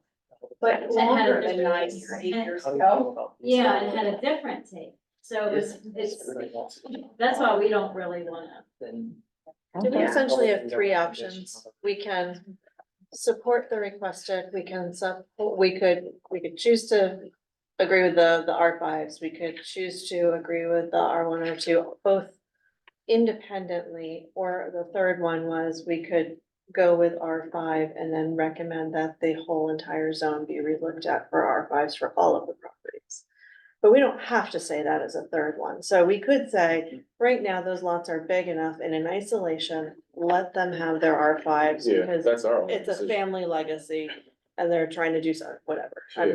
But versus, Yeah, let's change the entire neighborhood now. that's the way I see it, it's like Those are the we have three. one decision to make, like, our decision is not the whole neighborhood, that's for you all to, determine later. But y'all can weigh in on that if you have a strong opinion on But that. this is the comprehensive process, so Mhm. this is the time when we do look at areas. Now, I am going to disagree with staff a little bit, because I'm old and I've done this a long time. I don't know that you necessarily, if you wanna do R5, I don't know that you have to do all of Elbaton. You may wanna break it like where the end of MRV 005 and just take it straight up to the road and do that area, because that group of lots right there is already small. They're already small lots, not the two big ones, but, Okay, fair. and then a letter goes out and we see what the others say. Mhm. That'd be mine. I That- would be supportive. That could be of the some middle requested. ground. The other thing is, as far as sewer and the other utilities that might have to happen, yes, they may be down the road, but the developer does have the opportunity that if they extend the sewer and if they need a pump station or whatever, that they would put that in. That is something that can be overcome by engineering and potentially changes in our master water and sewer plan. Okay. So we'll move to a consensus, not vote, but do we have consensus on, I actually like that idea, of kind of splitting it. I mean, the people who requested it, let them, Approve. I approve the request, if they haven't requested it yet, Yeah, yeah, that's up to them. Stay. with the recommendation of looking into the possibility of not rezoning the whole lot, but cutting it off where the last request was. I think it's backwards though, of where you want the higher density, closer to where you can walk to the grocery store. This is like the first lot, the 005. With the grocery store? No, the grocery store is up on where the jumper words are. There's a gym, grocery, there's a bunch of amenities up there. Yeah. And there's a Aldi's on the other side of the. The Right. side, That's why we skip over Where I Larry's have- Tavern and the church next door when they're closer to the development. Why would you Well, skip some over of those the towns, as soon as this happens, like whoever owns Larry's is fine. That's fine. Very What'd she say? She's confused I just, I'm about so Larry's confused, like, I Tavern. don't remember seeing, like, is it a house? Is it a bar? Like, is it a Larry's real Tavern, bar? never been a. Like, I've never seen a sign. It- I don't know. It looks kind of like a house. When you ride past, it's not, it Yeah. goes with everything that goes along the line, so you're not You gonna look have at to it be- You different. have to be a professional drinker to know. Here it is. Yeah. It's a guy in his But it looks like a house though, it looks Say. really like a house. The guy in his basement. has- Right there. Yeah, yeah. Not going there. Yeah. Like somebody was like, I need a bar. That's what they do right there, trying to tell you.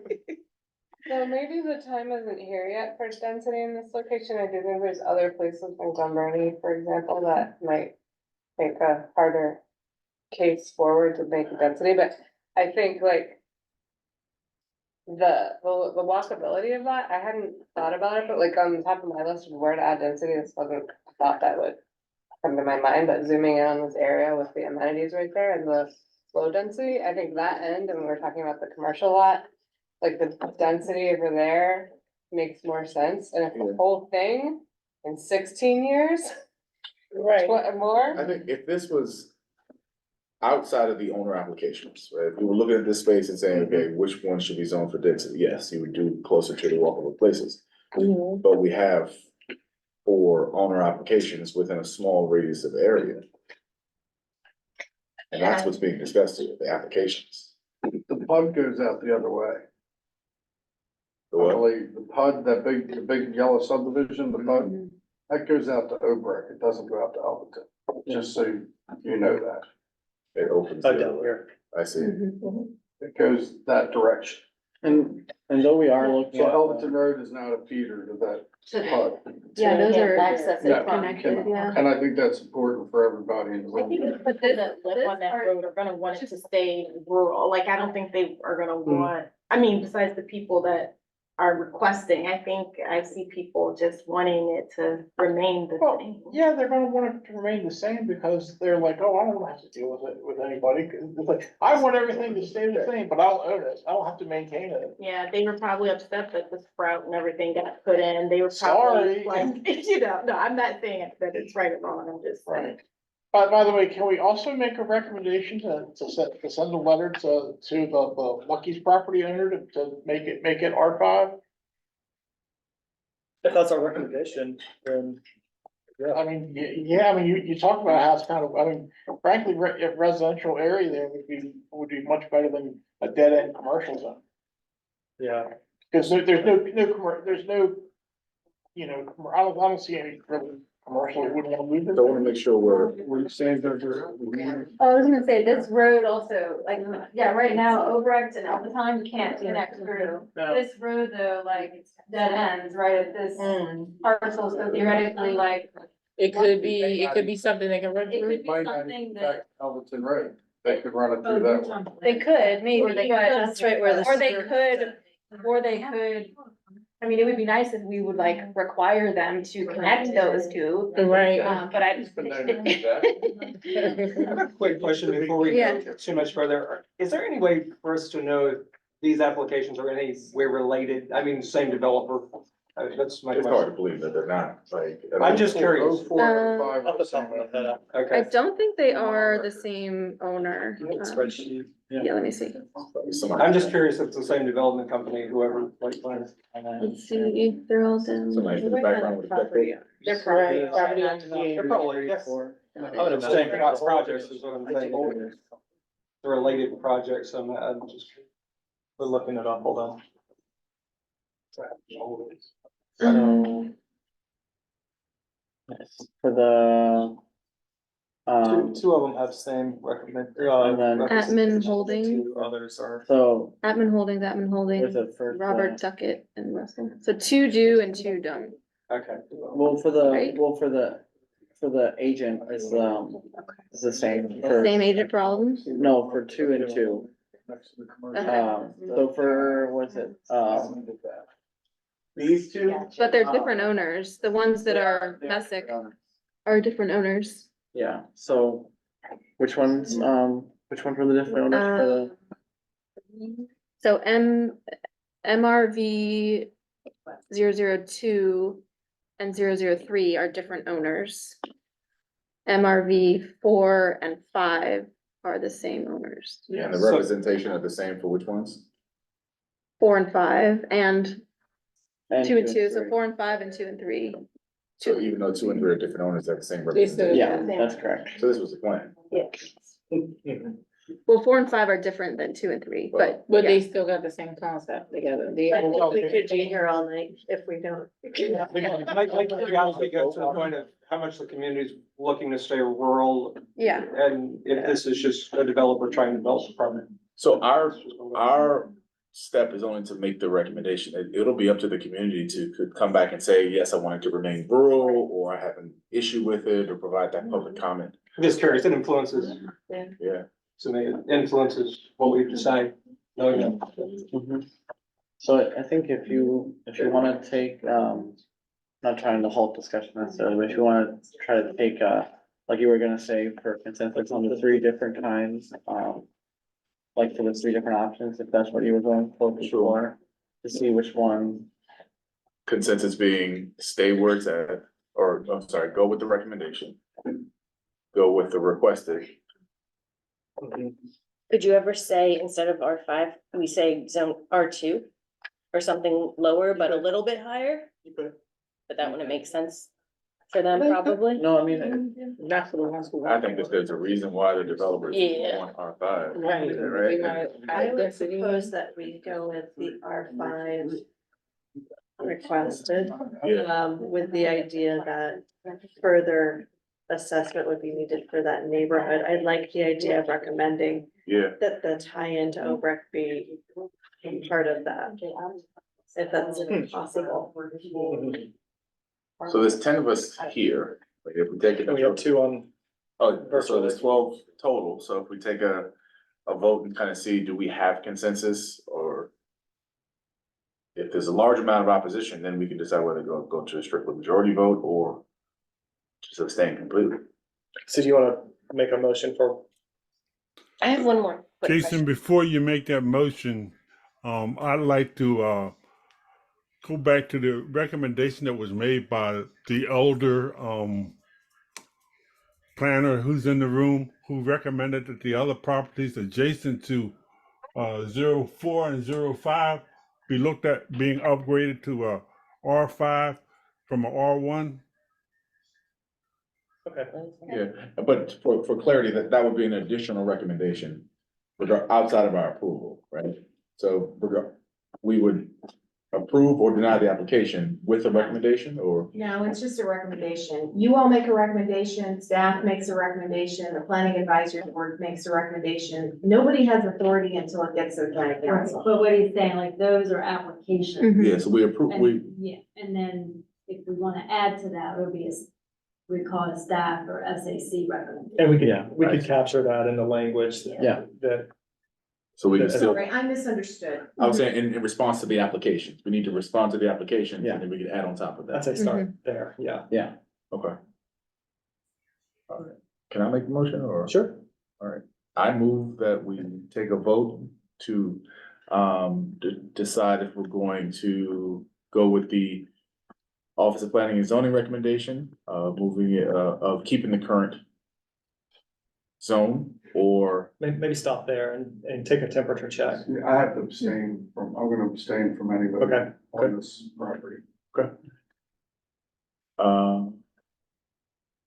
So support for the OPZ recommendation to retain the existing zoning of R2 and R1 on 3 properties. individual Four. votes, Or. R2 Yeah, or that's- one. Yeah, yeah. R2 and R1. So we have 2 that support that. Let me see any online. Which people, We have 3. Ron, you're supporting retain R2 and R1. Okay, I would like to say that I just don't know. I'm not gonna say- that's fair. That's fair. Yeah. I would need to think about it more. Not against it, but okay, so I'm in then, favor of it. I can't align with that. what do you say? He can't align with that. Yeah.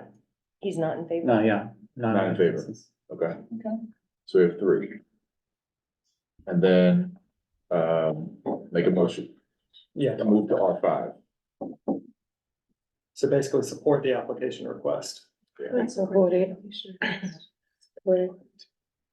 3. Michelle, you were. Yeah, if I did, yeah, So absolutely, yeah. 1, 2, 3, 5, 6. 4, 5, 6. And Also- Philip. I'll support that. Okay, that was 7. So, And we have, I guess, basically 2 abstentions, right? Two abstentions and 3 against. You don't have consensus. Okay. I mean, I that's, don't wanna do that. that's fine.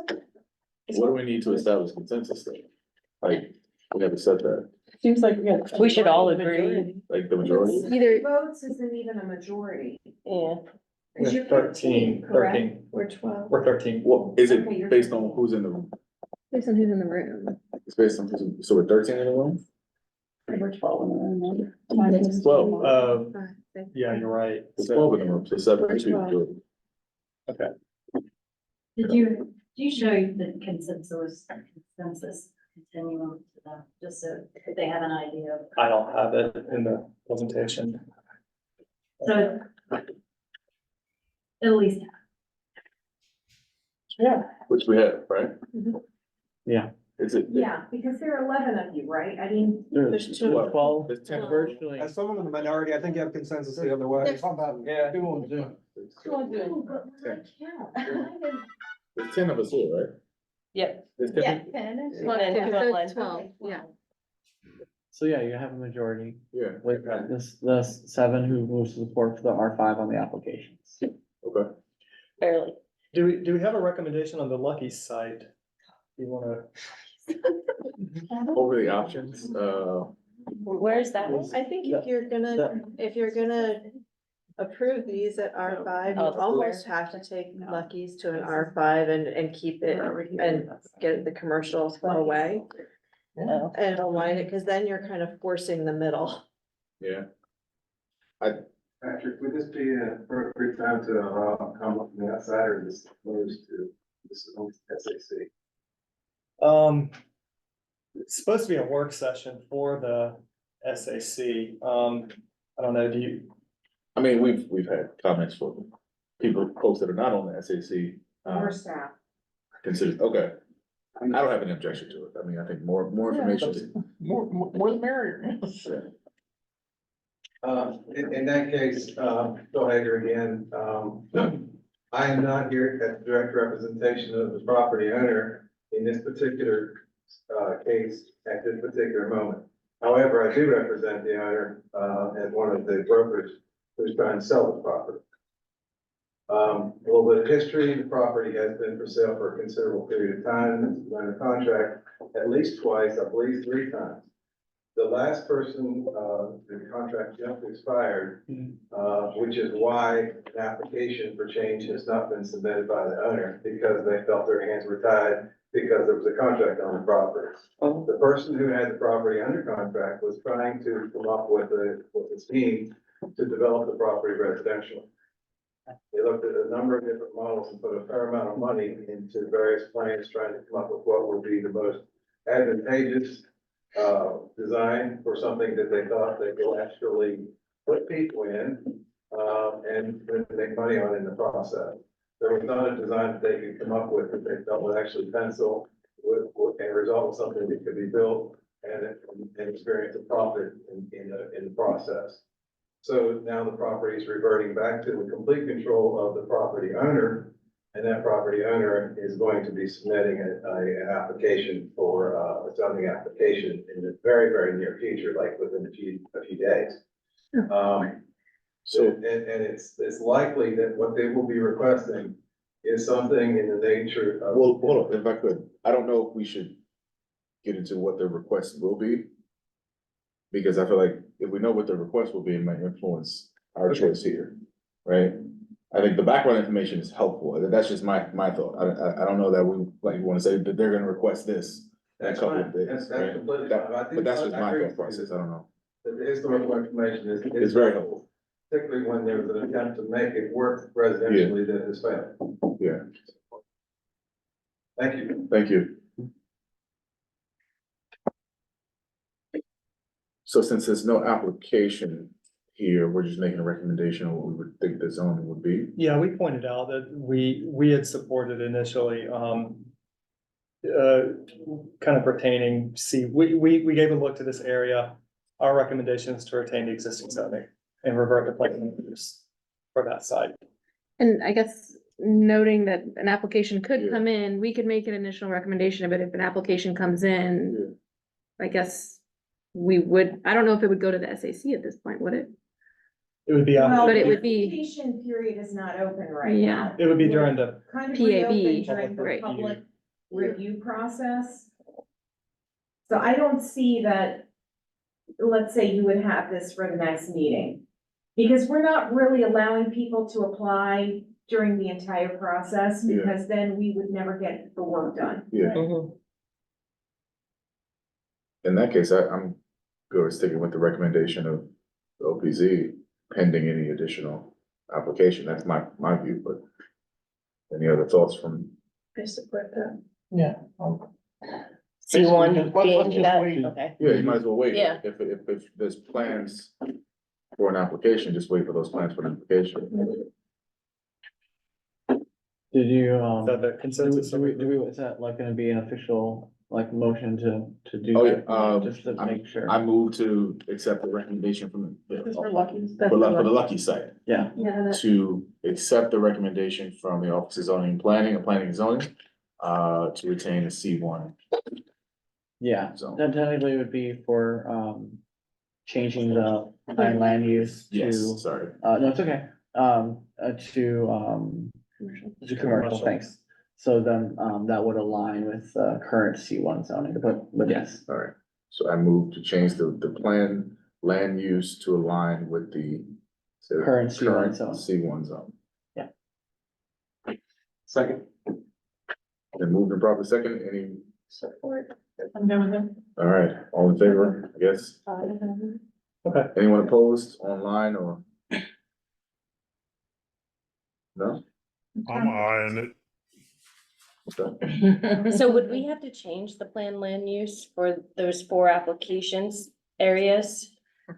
Yeah. Yeah, Yeah, and a lot of, to kind of help streamline the discussion, we may focus on zoning, and only on planned land use where that's a change that's kind of independent of that we need to point out, but, we make the assumption if you all support, say, C1, C2 zoning, that the planned land use needs to align with that, and we would make that adjustment. Desiree, do you want to talk about this one, 101? Yeah. Brightview? Yeah, so this one, we found during our just consistency review, and it's, can you go to, like, the geocortex view with the zoning? So it's a subdivision with, there's apartments to the, or condos, I'm not sure, to the north. But along Brightview, there's a small subdivision, I think called like Kenora Woods. And it's just a split zone. It's showing that it's like zoned R15 on this already built subdivision here. And you can see R5, this portion is R5. And this is R15, which really R15 is more aligns with what's built here and here. And so this is really just a cleanup to align with what's already built on the ground, that it's already built at really an R5 scale. So this was a staff recommended change to change the zoning to align with what's currently built. To R5, or it would be a planned land use change to low, medium, I believe it's low, medium density. What's the lighter tan color to the right? Like, what zone is that? R5. This is Or that's- R5. I guess that's planned land use though, right? Or is that zoning? This is zoning, Okay. just showing now. You're talking about making a kind of a cut right where that arrow is, yeah, where you're Yeah, circling. so it would basically just from here over these, single family homes would just, it would go to R5 zoning and low, medium density residential, because right now it's high density residential. Does that go back to the equation that we were talking about before, that some developer bought all, so it doesn't? No, I'm sorry. Sorry. In this case, I don't think it does, because this is a recently built subdivision, all single family homes. This is Okay. just aligning with what's on the ground. So how did it get built? Because the zoning was higher than what it. Oh, they Could always go go lower. Okay, so I mean, Sounds like. I make a motion to accept the recommendation of planning and zoning to align with the current use and rezone it to R5. A second. Any objections? All right, it's unanimous. And we have another easy, well, I think. I do think it started with the most. Yeah, we did, yeah. So this is a planned land use change, just, there was a, I don't know if Patrick, you read this one, but it was a platted conservation area that it really should just go from, in our opinion, from parks and open space to conservation plan land use. It wouldn't result even in a zoning change because parks and open space and conservation both get zoned OS. So it's just to note that there's an easement there that's protecting that from development. So it's just kind of making that accurate to what's on the plat. Is that on private property or is it county property? I believe it's private, can you Yeah. look it up? So they'll get a letter and they'll be like, what? Not for planned land use change, no. Oh, yeah, because they're not, Result in it wouldn't result in a zoning change. So Yeah. to them, it Okay. probably doesn't even matter, but for us, it's just, Cleaning it up. yeah. Yeah, that's a good way for that one. So do we have support from the group on that? Yeah, I make a motion to accept the recommendation from the. Second. Any objection? Hearing none, consensus. Rolling through. Lord, we talked about this one, okay. He said, no more. That was a lot. That was a lot.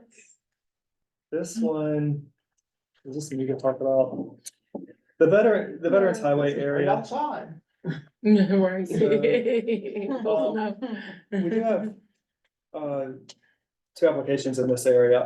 So Plan 2040 placed this corridor, the whole Veterans Highway corridor in the critical corridor policy area, and then neighborhood preservation kind of to the east, a lot of which is in Region 4, actually. Two requests for change. I'll start with the bottom one first. The 0006. The owner is requesting C4 for a property that is currently zoned C2 to allow for contractor and construction shops and yards. We supported the request due to the location on the highway and compatible with the surrounding higher intensity commercial uses. And then this area up at the top is, this is and I can zoom into aerials later. The owner had applied for an administrative rezoning in 2021 and it was denied because the comp zoning process was coming up pretty imminently, but, this is an existing apartment complex and the application or the applicant indicated that they want to construct a new building within the existing complex to provide elevator access units, enhanced amenities for the full complex, so a pool, clubhouse, that kind of thing for this full apartment complex. And we, OPZ, supported that. At this stage, we're supporting that because the area is surrounded by R15 zoning. It's near 2 schools and shopping centers, so kind of increasing density along this Old Mill Road and kind of in proximity to those things seem to make sense to us. That's it in a nutshell. Do we want to see aerials or does that give you everything I mean, if y'all are all, We have a pool, that sounds don't we? great. Do we have a I pool? don't know, that was what the application said, so. I have a question on that one. It doesn't have. to Yeah. say. If, I'm down for it. when we're Me too. increasing to R22, is that in effect increasing the building height or allow the building height? Offhand, can you speak to that? I'll get back to you. Keep going. Okay, Because if there was like a skyscraper, like a really tall, but like if I it don't- allowed a I don't really think tall so. building, that'd be weird. I don't think significantly, but. No. So they don't wanna like knock it down and make it more dense, they just wanna build. Yeah, one I don't know what I extra mean. building. That's what Skyscraper, that's what the but- application maybe. indicated, they just wanted to. But they can do add whatever Is they it like want. this little Change L it. shape or backwards L? It's this one. Oh, I'm sorry, it's actually, All of yeah, that. it's all. Yeah, Well, see, it's a whole complex. but it's, if you turn on, if you go back to parcel line for a second, it's, and then I never seen it. there's I just forget it offhand, but it's not quite, you're right up here. Thank you. This is real slow, okay. Zoom in a little bit, sorry. So yeah, Here's that. it's all of this. But, I think this is an actual feature underneath, but, this is, Cool. that, yeah, that has the pool. But, these are not included, it's just this apartment complex, but all 3 existing are part of the same, parcel. Right, is there anything, what's there now? Apartments. Apartments. The apartments there. With, Like walk up with them adding, is there upgrading. is there gonna be room for parking? Yeah, it's a lot of room back there. They would still need to meet all of Expand. the Yeah. parking requirements and such, so a site plan doesn't come in with this. It's, Just the I mean, option. the first step in their process would be if they can get the zoning and then they'll work out the details in the county. To go What are they with asking for? R15. They're asking- R22. From R15 to R22? Yeah, They wanna enhance their building, Yeah. pools, elevators, more accessibility and. yeah, it sounded like add another building. Yeah, conditional units. So just circling back on the height question, although again, I don't think this is necessarily going to happen here. But the height limitation for R15, it does, the setbacks come into play. It's an initial maximum height of 40 feet, but it can go up to 55 if all setbacks are increased by 1 foot for each 1 foot of height in excess of 40 feet. So theoretically, 40 to 55. R22 does not have a maximum height per se. However, similarly, it's a base of 45 maximum. And then if all setbacks are increased by 1 foot for each 2 feet of height in excess of 45 feet, there is no maximum in the R22. But again, that, I don't know that there needs to be that much concern that would happen here, but I am just concerned. Hypothetically, with the hospital not that far from there and the airport flight paths, would that play into any of that? There is a review by the Maryland Aviation Administration for that. I don't know whether or not this would. The lot is not very If you're in deep. like I don't think it could get very tall. Thank you for looking that up. Yeah, I'm not seeing. But it. That's not really- gonna outside- we're outside of that area. Yeah. Get that height. Yeah. The airport should. Do you know how many units are there now? How Yeah, big and the they're not looking complex to is? tear it down and build one large massive building, they're looking to add a property. How much are they constrained to what they put in the application? They're not. Once they get zoning, they can do anything that's allowed under that zoning. Yeah. Yeah. But if there was That's a good something question. nefarious happening here, there would be other approval points down the line. They're still gonna, if they get R22 here, they're still gonna have to comply with all of the zoning requirements, all of the development requirements. So the question about parking, how are they gonna park it? Kind of not our problem. They have to make it work according and still meet the parking requirements. Before we go for a vote, is there any other objection or comments? I make a motion to approve the Office of Planning and Zoning's recommendation to go from R15 to R22. Any objections? Any objections go on? All right, there you go. And then just to wrap up the one below, just to give you a sense of that site, Did I say it already backs up to C4? it does. Give me a minute. So is this, Yeah. Desiree, tell me, is this correct? Is this property right here, right? It's either that one or the one above it. Let me No, see. it is It's that one, right? Yeah. Yeah, it is. It is. So this, C4. yeah, so immediately adjacent on both sides, C4. This guy is requesting going from C2 to C4. What is it right now? C2. Nebula. It's a Oh. it's like a landscaping business. They don't, so they have some, I mean, they do most of, like, they do the work off-site, and there's an office building, and then they have some, they wanna be able to do some outdoor storage. You can't do outdoor storage in any commercial district except for C4. So outdoor storage means being able to store their trucks, like, if they're in the landscaping business, maybe they're doing patios, it's pavers, maybe it's a pile of gravel. C4 is very sought after because it is our only commercial district with outdoor storage permitted. Do we have an opportunity to request buffers when that happens, either natural buffers or so you're not like driving by and seeing piles of stone and piles of mulch? It's this, so it's That just excites the me. side, yeah, that's all. I like It's just small. Yeah, Very nice. it is small. So they would be limited anyway based on the size of the lot. Yeah. That's correct, yeah. So even if they had C4, Requirement like 15% outdoor storage. We're gonna make it an eyesore? it's already. It's surrounded by that. Worse.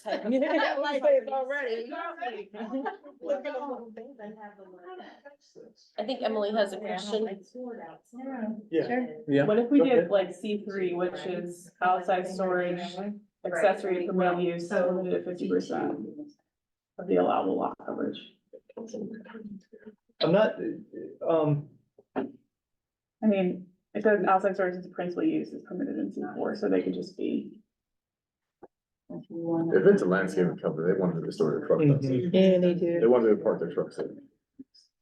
yeah, I think they want a principal use, contractor and construction shops and yards Yeah, is what, they're already right next to commercial, heavy commercial, and across the street from heavy commercial. So across the street is like a shopping center. It's a mixed use, yeah, right across the street. It's kind of a newer mixed use. Yeah, it's where Libations is. There's the Goddard, my kids go to the Goddard school there. Yeah, that's like Uh, the Buddhist. Where it just got moving. Yeah, Yeah. yeah. Actually, it's nice. Yeah, I know, but then you consider go down all the that Veterans road. Highway, it's all C4. Yeah. Um, Down the bottom has a whole bunch So of that's the the little site. truck stops and all that stuff Yeah. that's going on, yeah. And the next thing is the racket center, is that right? Summer Park Center? Yes. Yeah. yeah. And you yeah, guys it's up here. it's just this one you're recommending C4? That was the application, was just for this property Already right here, kinda this do one it. little house. The I feel like they're already. Yeah. I'm sorry, What was the county's recommendation? we supported Yeah, their I mean, it C4, abuts C4 as it is. Yeah. Right, it's. Exxon C4, Right. and even on the other side across. My question is, would you recommend the other two little properties next door Yeah. for as well? The racket club, you would think. it would be They're already to the C- Peninsula. Racket Club's already Properties C4. that are Yeah, still That's the Savannah Park racquetball, that's not already there, but C4. like. On the other side, Right. yeah. I know, you're asking about these, would we So, recommend all of that go to C4? To make it consistent, I think so. That is an office No, we can building, do I don't know if that would, That's a brand. Yeah, I'm thinking, no, would that be, make I'm it thinking maintain non-conforming that. if it was an office building and we changed it to C, I mean, I don't think it would matter, right? Yeah, okay. So it wouldn't affect anybody that's Well, you get there. them outside But- storage when you ride past Veterans Highway. I mean, if you go to C4, but Yeah, that office building could become something different. yeah. It could. Oh, and this is for sale apparently, at least, yeah, as of September. wow. But we did, we didn't get an application from Yeah. these properties, just this one. Are there any objections? We already have a lot of C4 Yeah. on Veterans Highway, but, To, yeah. to C4? Huh? To switching. To C4, yeah. Okay. For that, are you saying for that property or, and, okay. You object? Yeah. Why? Curious. So it's just, for that particular property, I can see it being a slippery slope. You could bring it. Why? I'm thinking they could make it, like, right now, it's, you could say light commercial. I could see if you take it to C4, it could be a lot more heavier use. And for that particular area, I don't think that really fits for the area. Okay. That's fair. So, How much, just out of curiosity, how much heavy commercial property, C4 property do we have Is in it, the region? Can you repeat your question? How much C4 property do we have? I mean, is it plentiful that we could, say if you really wanted C4 property, go find yourself some C4 property, Where- this is You don't gonna be think enough. no. We're gonna get into. Well, Veterans Highway, that, I mean, just think, right in here, Lawrence. yeah. There's C4 that's vacant, Yeah. But other but than, they're waiting for, the money. Most likely. You never- Other Because I mean, C4, it's our most, Sought after. sought after. Yeah. So realistically too, I mean, that owner could just be wanting to sell that property and getting more bang for his buck, that's a consideration to take into account. Yeah, I do think that's a good point. You brought it up. I mean, are the people tied to whatever it is that they put in their application is what they want to do? No, they're not. So a change in zoning opens the whole range of uses and intensity. And do we, with these applications though, don't we have to be somewhat conscious of not leaving an island to itself also? Because if you take that one to C4, even though the other one, the office building is fully developed, you're leaving a peninsula of C2, which kind of I'm not sure. doesn't, Yeah, I Like, think that's okay. yeah. Because it's all commercial. Yeah. It's not really. the house. But I think it's a fair comment to say, I mean, I'm just to curious. consider. When we look at other applications yeah. too, Mhm. just like we did on the R5 on Yep. Alvaton Road, you look at a larger Yeah. area to make the planning process. That's exactly. better. what Yeah, I mean, that's- those are the definitely. right So questions. we will never be Columbia, but. We're Anne Arundel County. When you look at compatibility, and then just it being commercial, if they ever wanted to apply for administrative rezoning, at least the land use is consistent. Cause this is to change the land use. No, this is a zoning change. This is- What is the underlying, what is the under? It's this, Commercial, just. yeah, commercial. planned land use is commercial for all of this area. But, so for right now, the application is change this from C2 to C4. And OPZ supported it. And they have some discussion that is not in support, so I don't know, do we want to take a temperature check? Yeah, I make a motion to just approve the Office of Zoning and Planning and Zoning's recommendation to go from C2 to C4. All those in favor? Well, all those opposed? Question. Good. In Yes. his document, he states that he's only asking for that 25 acres. Only 2 acres of the 1120 property, or about 8% of my property, is what he's asking for. But that doesn't preclude him from coming back and changing it all to C4 and requesting it all to C4. I think that's a different area. I think you're talking about on Dicus Mill Road, I believe, correct? This is, Phil, this is under, what was the application number? 001. Yeah, No, 001? Okay, I was looking at 007, I'm sorry. this is, 006. 006, yeah. Just the, save that comment for when we, we'll, because it's a good comment. Is the, that's on that storage geospatial mix match on the zoning map, does it follow the property line for the C4? Oh. Or does it actually not follow the property line? It does. Well, I mean, this is one of those cases where zoning. Do you know what That's I mean? kinda- Because we should talk, I mean, that should be, you shouldn't have a strip of C3 or C2 in between a C4 if that map Oh, is accurate. That's But part it's of our a- analysis is we're trying to correct things like what you're What you talking see about there is, here. yeah. Now, sometimes they can just be the overlays off, or is it really to the property line? We want it to be to the property. I mean, ideally, each property has one zone, period, Right. unless there's a real good reason to split zone. That's what I'm saying, we're looking at that, then that should be That will get. We'll fix that. brought up. Yeah. yeah, to That's that part of our property. consistency analysis. that having that sliver would not be like in what we want, it would be fixed. All those, we have one opposed, all those in favor? Okay. So 9 in the room and 2 online in favor or opposed? I think you said it. I'm in favor. And Ron was in favor. Okay. So 11 in favor, 1 opposed. I think the next one that we want to wanted, recommend the other two? We could, they could see. Do y'all have a strong opinion about rezoning these? It's something we can look at. I think make it consistent, but I feel strongly about it. I'd like to see just the whole strip then and just try to understand a little better than just, I mean, if everything else there was C4 all the way Well, I mean, down.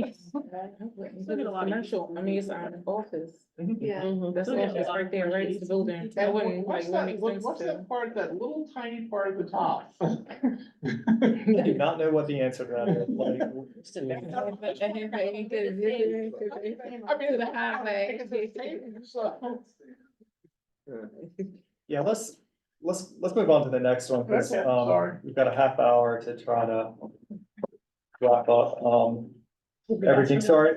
Our next one is, I think the comment that you were making, Philip, is for this one. So this was a request, this gentleman has, gosh, I don't remember the acreage, but I think it was around 20 some odd acres across 2 lots here.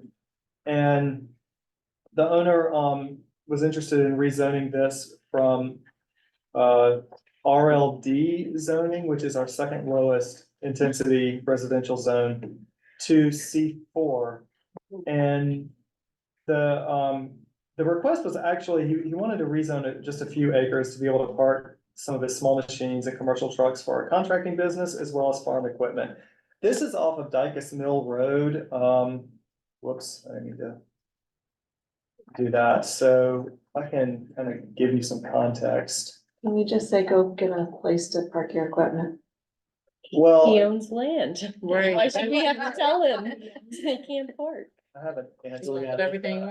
there's a bit more like, within his request and the story behind it that will get into. Okay, so we're in this area, so, I'm sorry that this computer is as slow as it is, but at any rate, we have a neighborhood here, I think it's called Aurora Hills, in this area, and his request is kind of in this area, so up against the Severn Run environmental area. The gentleman is, I spoke with him on the phone, he's interested in kind of re-upping the, agricultural use of his property and such. There was a bill that was passed last year, and I don't know if you know more than I do about it, Sarah. Bill 6223 that is called the Farm Dual Use Bill that does allow for some commercial uses on RLD zoned property, so contractor yards, outside equipment storage that's associated with certain trades.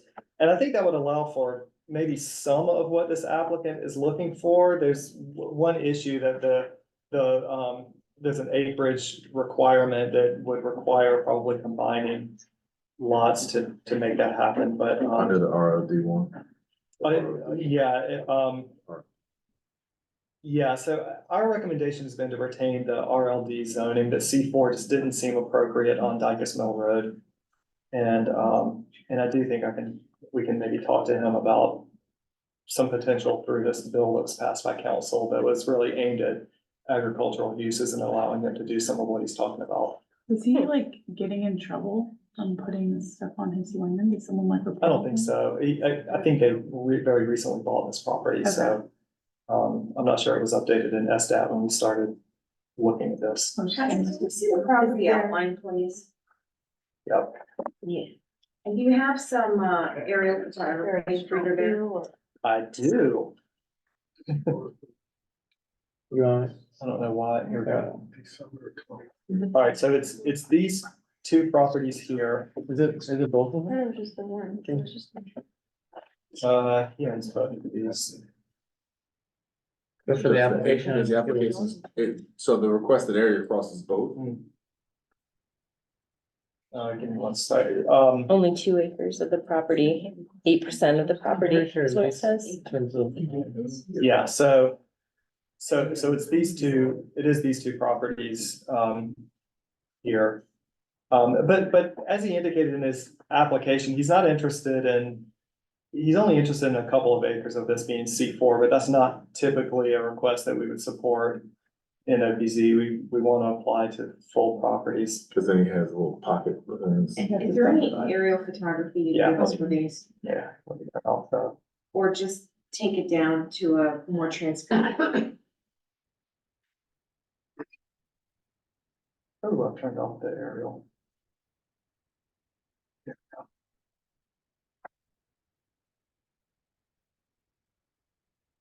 And he is interested in preserving the wooded area on his property. So he's probably trying to make it to the Yeah. right of the house. Up in this area, I believe. So we don't know what part of the property he's trying to adjust. I believe he had indicated kind of in this area. All right, so it's not the other guy who's appears to have like a junkyard back there. No, it's not that. And we're being recorded, so. Well, I mean, how would you describe that? We're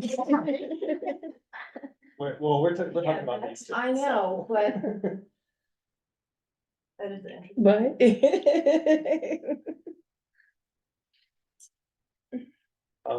Does this have bog on it by any chance? Not No, well, it's but not. it's I think it is within the area of critical state concern, Severn Run. Yeah, and that is a tributary here, so. I think that farm bill would help him. And Yeah. This is if he mute. can get if he can get his Could you? independence. So there's just one little, I mean, I don't know Click. that it is an issue, but the farm bill had, and I'm looking for the wording, I feel more confident, but I'm sure it's. There was a provision in there that said it is passed and effective, but it was pending approval from the critical area commission, and even though this is a non-critical area property, the effectiveness of the bill relies entirely on that critical the area commission's approval, okay, approval. I'm I glad you don't said that know before we that's go. necessarily reply not to this gonna guy. happen. I don't have any information.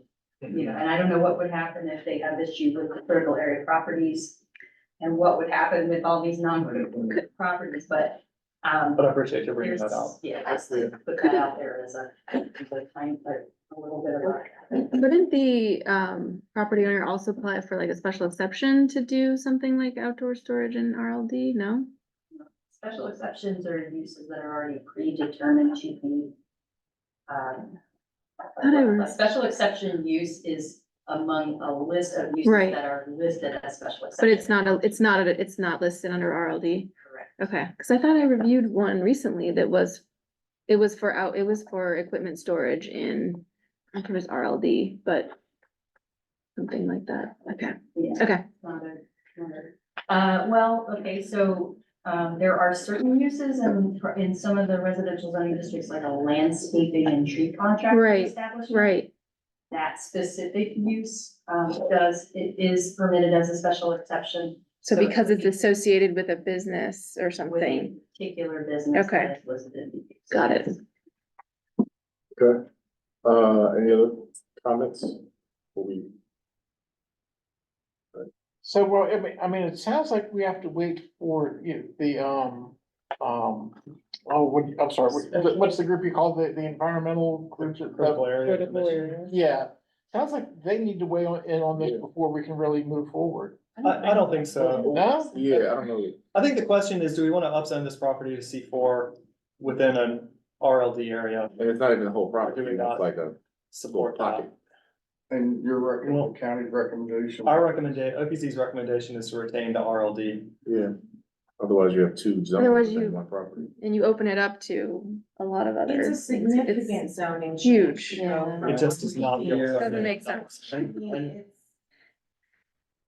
It's a vast change. I do think, I do trust the owner has good intentions. Mhm. This is a case where you rezone this to C4, which I still think wouldn't make sense on Dykus Mill, but even if that were done, who knows what could come down the road. Right. Yeah. Car dealership.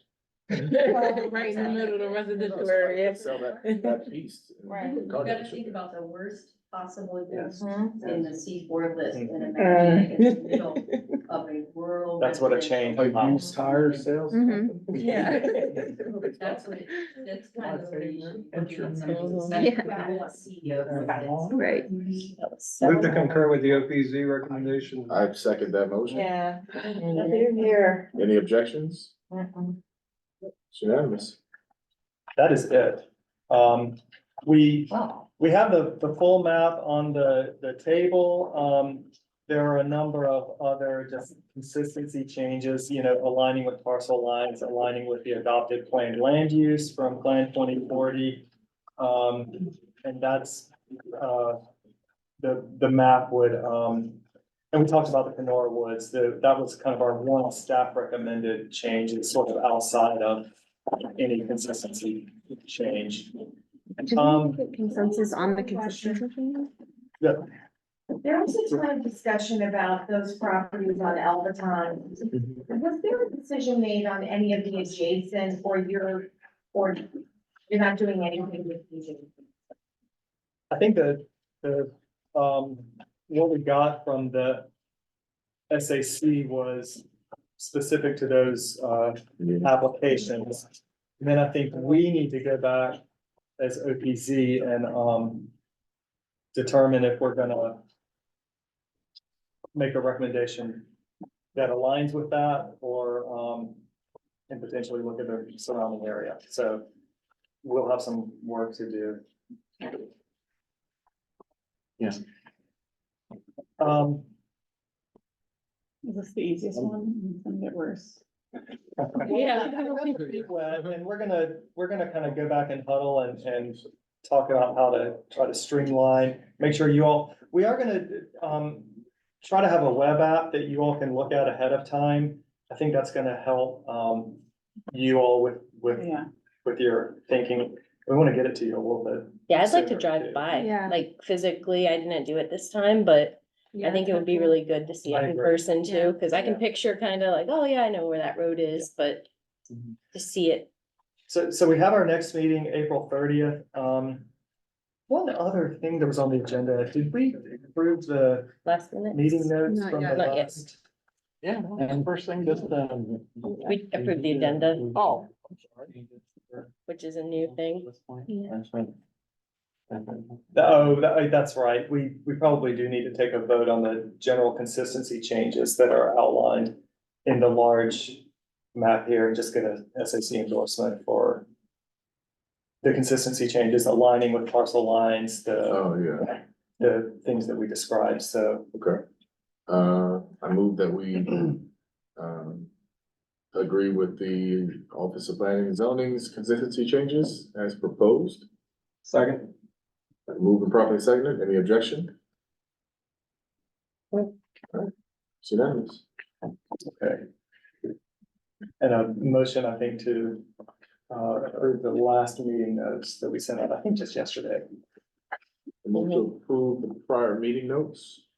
Second. second, Moved and properly seconded, any objections? Unanimous decisions. Great. Patrick, Yes. so you have consistency changes up there and then you have staff recommended. Mhm. I think you want me to talk about the staff. We did. You did. We covered that. You did. We covered that. was, Like Norwood. Norwood, Yeah. that's right, yeah. It was a planned land use change, so we talked about it with planned land use, but it also had a zoning Okay. change, so. We got it. Yeah.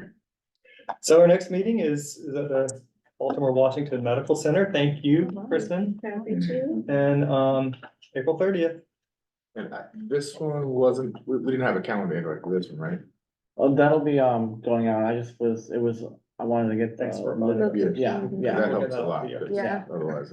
No, it'll get out. like, Okay. within the So we next got through couple days, For sure. 7 applications today. We have like 45 total, right? And so the next 2 meetings will be we'll have a So, lot more. We'll What would streamline. probably be helpful if we had like an estimated, an ideal time frame for discussion. So then maybe we have like a timer. We won't Yeah. have that whole pre-meet, for first hour or so that we had of the kind of pre-discussion. We'll have more of the meeting dedicated to the actual. Can we do Glen Burnie next time? I'm not gonna be here for the May one, so, but if not, that's okay. I'm not sure if we're gonna be ready. Right. So you'll have more knowledge ahead. Yeah. Group together also helps, I think, Oh, yeah. because that Yeah. made it way better. Yeah, could we get the guy who has the free, the group that has the free bus that drives around the county? Maybe get one of those buses to drive us around in these areas that they're talking Well, about. it's free, you just have to call. Yeah, We'll be there in 45 minutes come and get me. or 2 hours. Thank you all very much. All right. No, I haven't. Philip and Ron, thank you for joining us virtually, and hopefully you can be in person next time. For this. Spicier here. Yeah. For the pizza. I miss you guys. so Emily, that's a good suggestion for. I had planned to be there in person, but they've got my brace in a locked position, so I can't maneuver too well. Time will go off and they would just continue. Well, take care of yourself. Yeah, no, for sure, for our last round, we had that happen. Yeah.